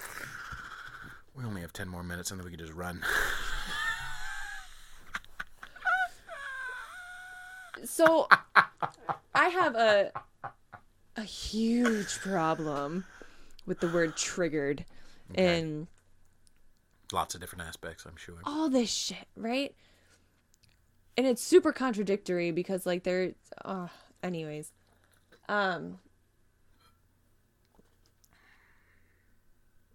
Like, it is your job to become a human being and a person of your own. Mm-hmm. Stop. I used to do this all the time. I had, like, a lot of traumatic shit happen in my past, like what I've shared about, and also a bunch of other family shit that's happened. Sure. I don't use that anymore, at least I don't think, to justify actions or bullying or shit like that. Like, at some point or another, it is your responsibility to become the type of human being that you think needs to be on this planet. Right. And the fact that you are triggered by the presence, like, get the fuck over yourself. Right. Jeez. Like, and that sounds insensitive. And that sounds like you're not hearing the victims and stuff like that. But then there's also the flip side of it where it's like, just because somebody says they're sorry, does that mean their actions are excusable? Like, they've said, I'm sorry? Sure. Right. And it could be meant. It sounds like Norm meant it because he's not that type of person to just bullshit a fucking... No, but how many times have people's words getting taken out of context like that? And also, I laughed at the Louis C.K. joke that he got in trouble for. Which one? Like, so when he said he has kids and he has a family now, he can't jack off at home anymore. He's got to do it at home. He's got to do it at work. He's like, if I want to jack off, I have between, like, I'm misquoting him all over the place, but I've got between... Is this when he was at Comedy Cellar recently? I don't think it was recently. I'm pretty sure it was like an old backlogged YouTube thing. Oh. But my sister and I love Louis C.K. Right. And then that shit came out about how, that actually happened and he did it at his intern. Right. All right, fuck. But again, somebody with experience with that shit. Rape jokes are funny. Right. Assault jokes are kind of funny. Right. Oh, I hate saying a joke that. is a joke.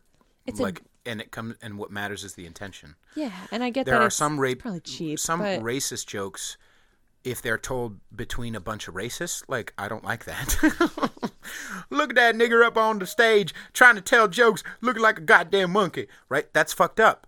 But me saying, what's the difference between a pizza and a black person?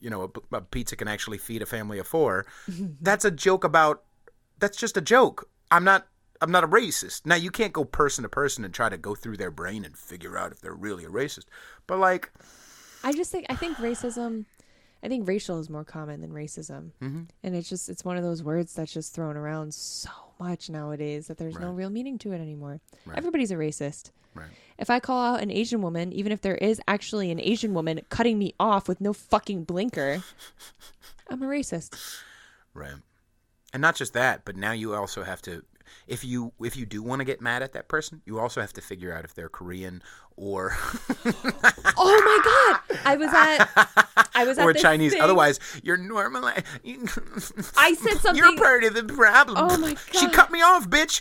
I'm trying to say fuck you, Asian bitch. Like, am I not allowed to get angry now? No. I can't condescend. I can't get angry. You can't be helpful. I can't talk about female genital mutilation because they're brown. I can't do lots of things. I tried suggesting maybe we buy a Chinese version of this book so that if that ever happens, like we have the potential like to help them out with their book. And they was like, Right. that's really fucked up, Ali. You know, there's 2 different dialects of Chinese. Like, what kind would you get? I'm like, I don't fucking know. I didn't know there was 2 dialects of Chinese. I didn't know it was politically incorrect to call it Chinese. Well, you didn't know, and so we have to punish you. Yeah. Right. Oh, I'm a racist. Damn it. I actually have, though, I do think what Jim Norton was saying was right. I do feel like, and I feel like maybe part of the reason why I haven't gotten a lot of hate is because, partially is that you bastards need to share the podcast, please. But also part of the reason why I haven't gotten hate is because I think people kind of understand. They kind of, and not just they know me, and so they're giving me the benefit of the doubt that I'm probably not You're a piece also of shit. explaining yourself really well. Right. And I think people relate to it, and they're nodding their heads instead of being like, this motherfucker. Right. And I've had lots of people, tell me, like, I related a lot. Oh, but I didn't like that you said you would vote for Trump. But, everything else I was kind of on board You didn't with. piss him off enough. That's the This thing. episode will help. But, like... I hope I pissed somebody off. Yeah, probably. Let me know if you get hate mail. Okay, I will. conservatishpodcast@gmail.com. Yes. But I also think, I think part of the reason why it's going better and there's less hate is that people relate to this. And we are all mostly in the middle. And these fringe, crazy, humorless they're just making douchebags, enough noise to get attention. Right. And they're sick in their own right. But I'm not going to stop fighting for freedom of speech. And I'm not going to stop fighting for humor. And I'm not going to stop saying what I want to say. And I understand its context, and I understand there's tact to it, but like my fight is so that if you want genuine equality, let's have it. Let's have genuine equality. And I don't think 100% equality means, women need to be up for selective service, but I'm saying, I'm saying like just a dash of salt. If you're going to say, what was that thing at the Kavanaugh hearings? Kamala Harris, jerk off. Kamala Harris was like, come on, Mr. Kavanaugh, say something that the government can make a decision about a man's body, because obviously they make decision about women's body, and he wasn't in the right mindset to answer. But I was reading Christina Hoff Sommers, who's she's called the factual feminist. She's fucking great. She pisses everybody off. She said, Is that how about an Instagram account? Can I follow that? Christina Hoff Sommers? She's on YouTube. She's the factual feminist. She's fucking great. I'll look that up now. But she said, what about selective service? Right? So what is selective service? Between 18 and 25. Oh, the draft. Yeah. If we need to all enforce healthy that. young men. Yeah. Not healthy young women. Nope. And I agree with that, by the way. I don't think you should go into, if you weigh what you weigh, and I know you're gaining muscle, and God bless you, my hat's off to you, but like, you weigh what you weigh, and me weigh what I weigh, like, I would rather have me in the war. Like, I'm sorry, you know what I mean? Like, but I think you're down with it. But like, there's one way, what about male suicide being much higher? What about male homelessness being much higher? What about the fact that a woman can take half of a guy's, you know what I mean? Like, there's positives and negatives to what we are. That doesn't mean we're perfect and we shouldn't change. That doesn't mean we shouldn't fight for justice or whatever the fuck, but just a dash of salt. Can we just have a dash of salt where we go, what about making an opinion about, oh, selective service. Okay, you know what? Maybe I'll phrase it a different way. Maybe my fight won't be to this guy and punishing this guy in public. like so we all need somebody to salt. blame, though. Right. We all need a face to blame. People feel better. Like, my thing is Trump's an imbecile. Sure. And shit like that. Sure.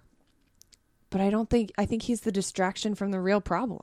Okay. I think he's just a face to be mad at. Right. And he's a face that a lot of people can really get on board with or get on board with hating him. Right. And I don't think he actually... It doesn't do anything to him, by the way. He likes it. Like, he loves it. You know why? Because it's attention. Right. No matter what kind of attention, he loves it. Right. And I like what he's But I doing in think- some ways. I do. And but that's a whole nother, we're about to wrap up, so we I shouldn't just, start. I know, we shouldn't. Finish your point. But my point is I want people to possibly think about that, like, where we are government-wise, we should probably be more worried about if or when we even have another election. Okay. That's conspiracy theory-like, but I think that's more prevalent than...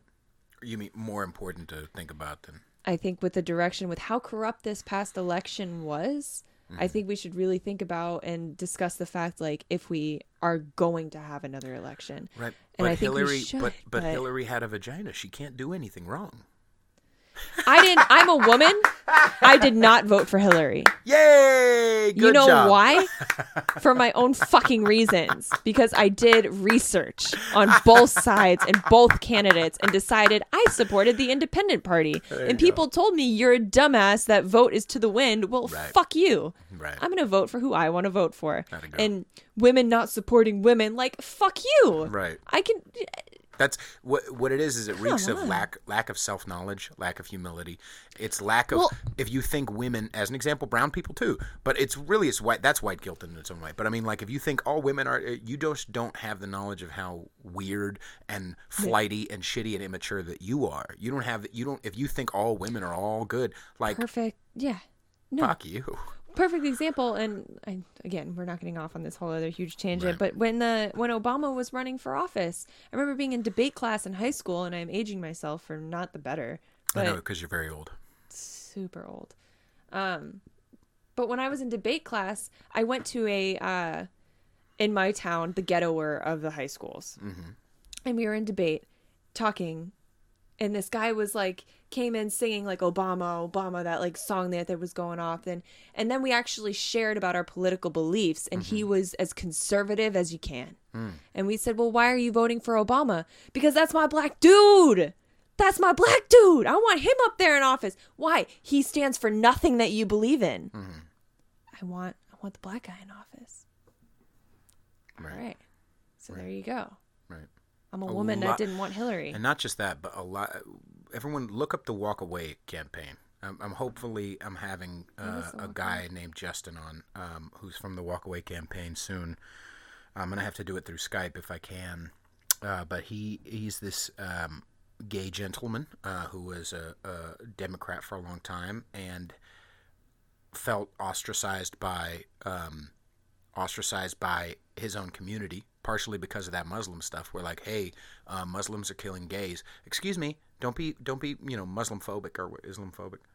But he'll tell his own story. But the Walk Away campaign is a bunch of people. Many of them, sure, a couple of them are like lifelong whatever Republicans, but a lot of them are just lifelong Democrats who've just kind of been fed up with not only who's been served, but the last election, and either voted for Trump or like came out of that whole debacle and have seen what Trump is doing and have seen that the other side is doubling down on identity politics and is going, you know what, I'm sick of this, man. I'm walking away from the Democrats, even though I'm black or even though I'm, white. There was this white, even though I'm female. A lot of the stories have been incredibly powerful to share. One of them was a lesbian gal who, shared exactly that same thing. Where like, yeah, I don't like what the Democrats are doing, and I'm allowed to, just because I'm in a lot of these stories of people who voted for Obama. I voted for Obama. That was the first election I could vote in. Right. And then, these people who voted for Obama and then are now Trump supporters. You know what I mean? Anyway. You're allowed to do that. Just because you walk away from the Democrats doesn't mean you're a white supremacist. Right. It's that simple. Right. Thank you very much for coming on. Aw, thanks for having me. This has been a great episode. All over the fucking place. Yeah. A lot of it had to do with cutting vaginas. Jesus.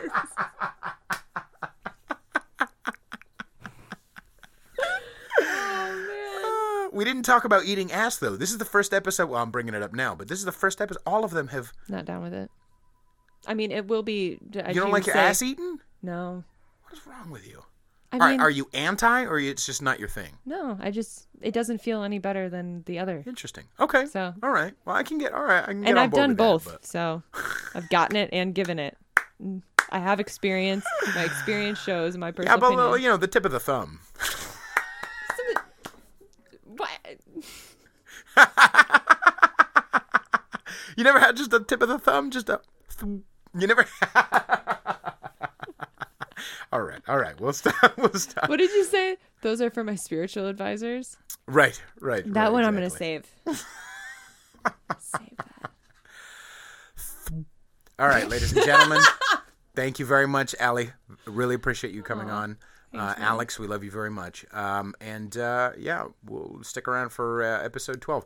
Please share this with your fucking friends and family. I am desperate for approval. The guys at the shop are listening to it now. Oh, God. Well, they're not going to listen to this episode, are they? I hope not. But now they know about it. Right. I have a show on September 29th, Saturday, September 29th at 8:30 at Duvin Wine Bar in Oakland. And I have a show at Amelie Wine Bar on Sunday, September 30th at in San Francisco. And yeah, if you're in New York, by the way, I'm coming out. I'm coming out to see you in November 8th through the 12th. So I'll come to a show. Come bother me. Come stick a thumb up your butt. Exactly. Good night, everybody.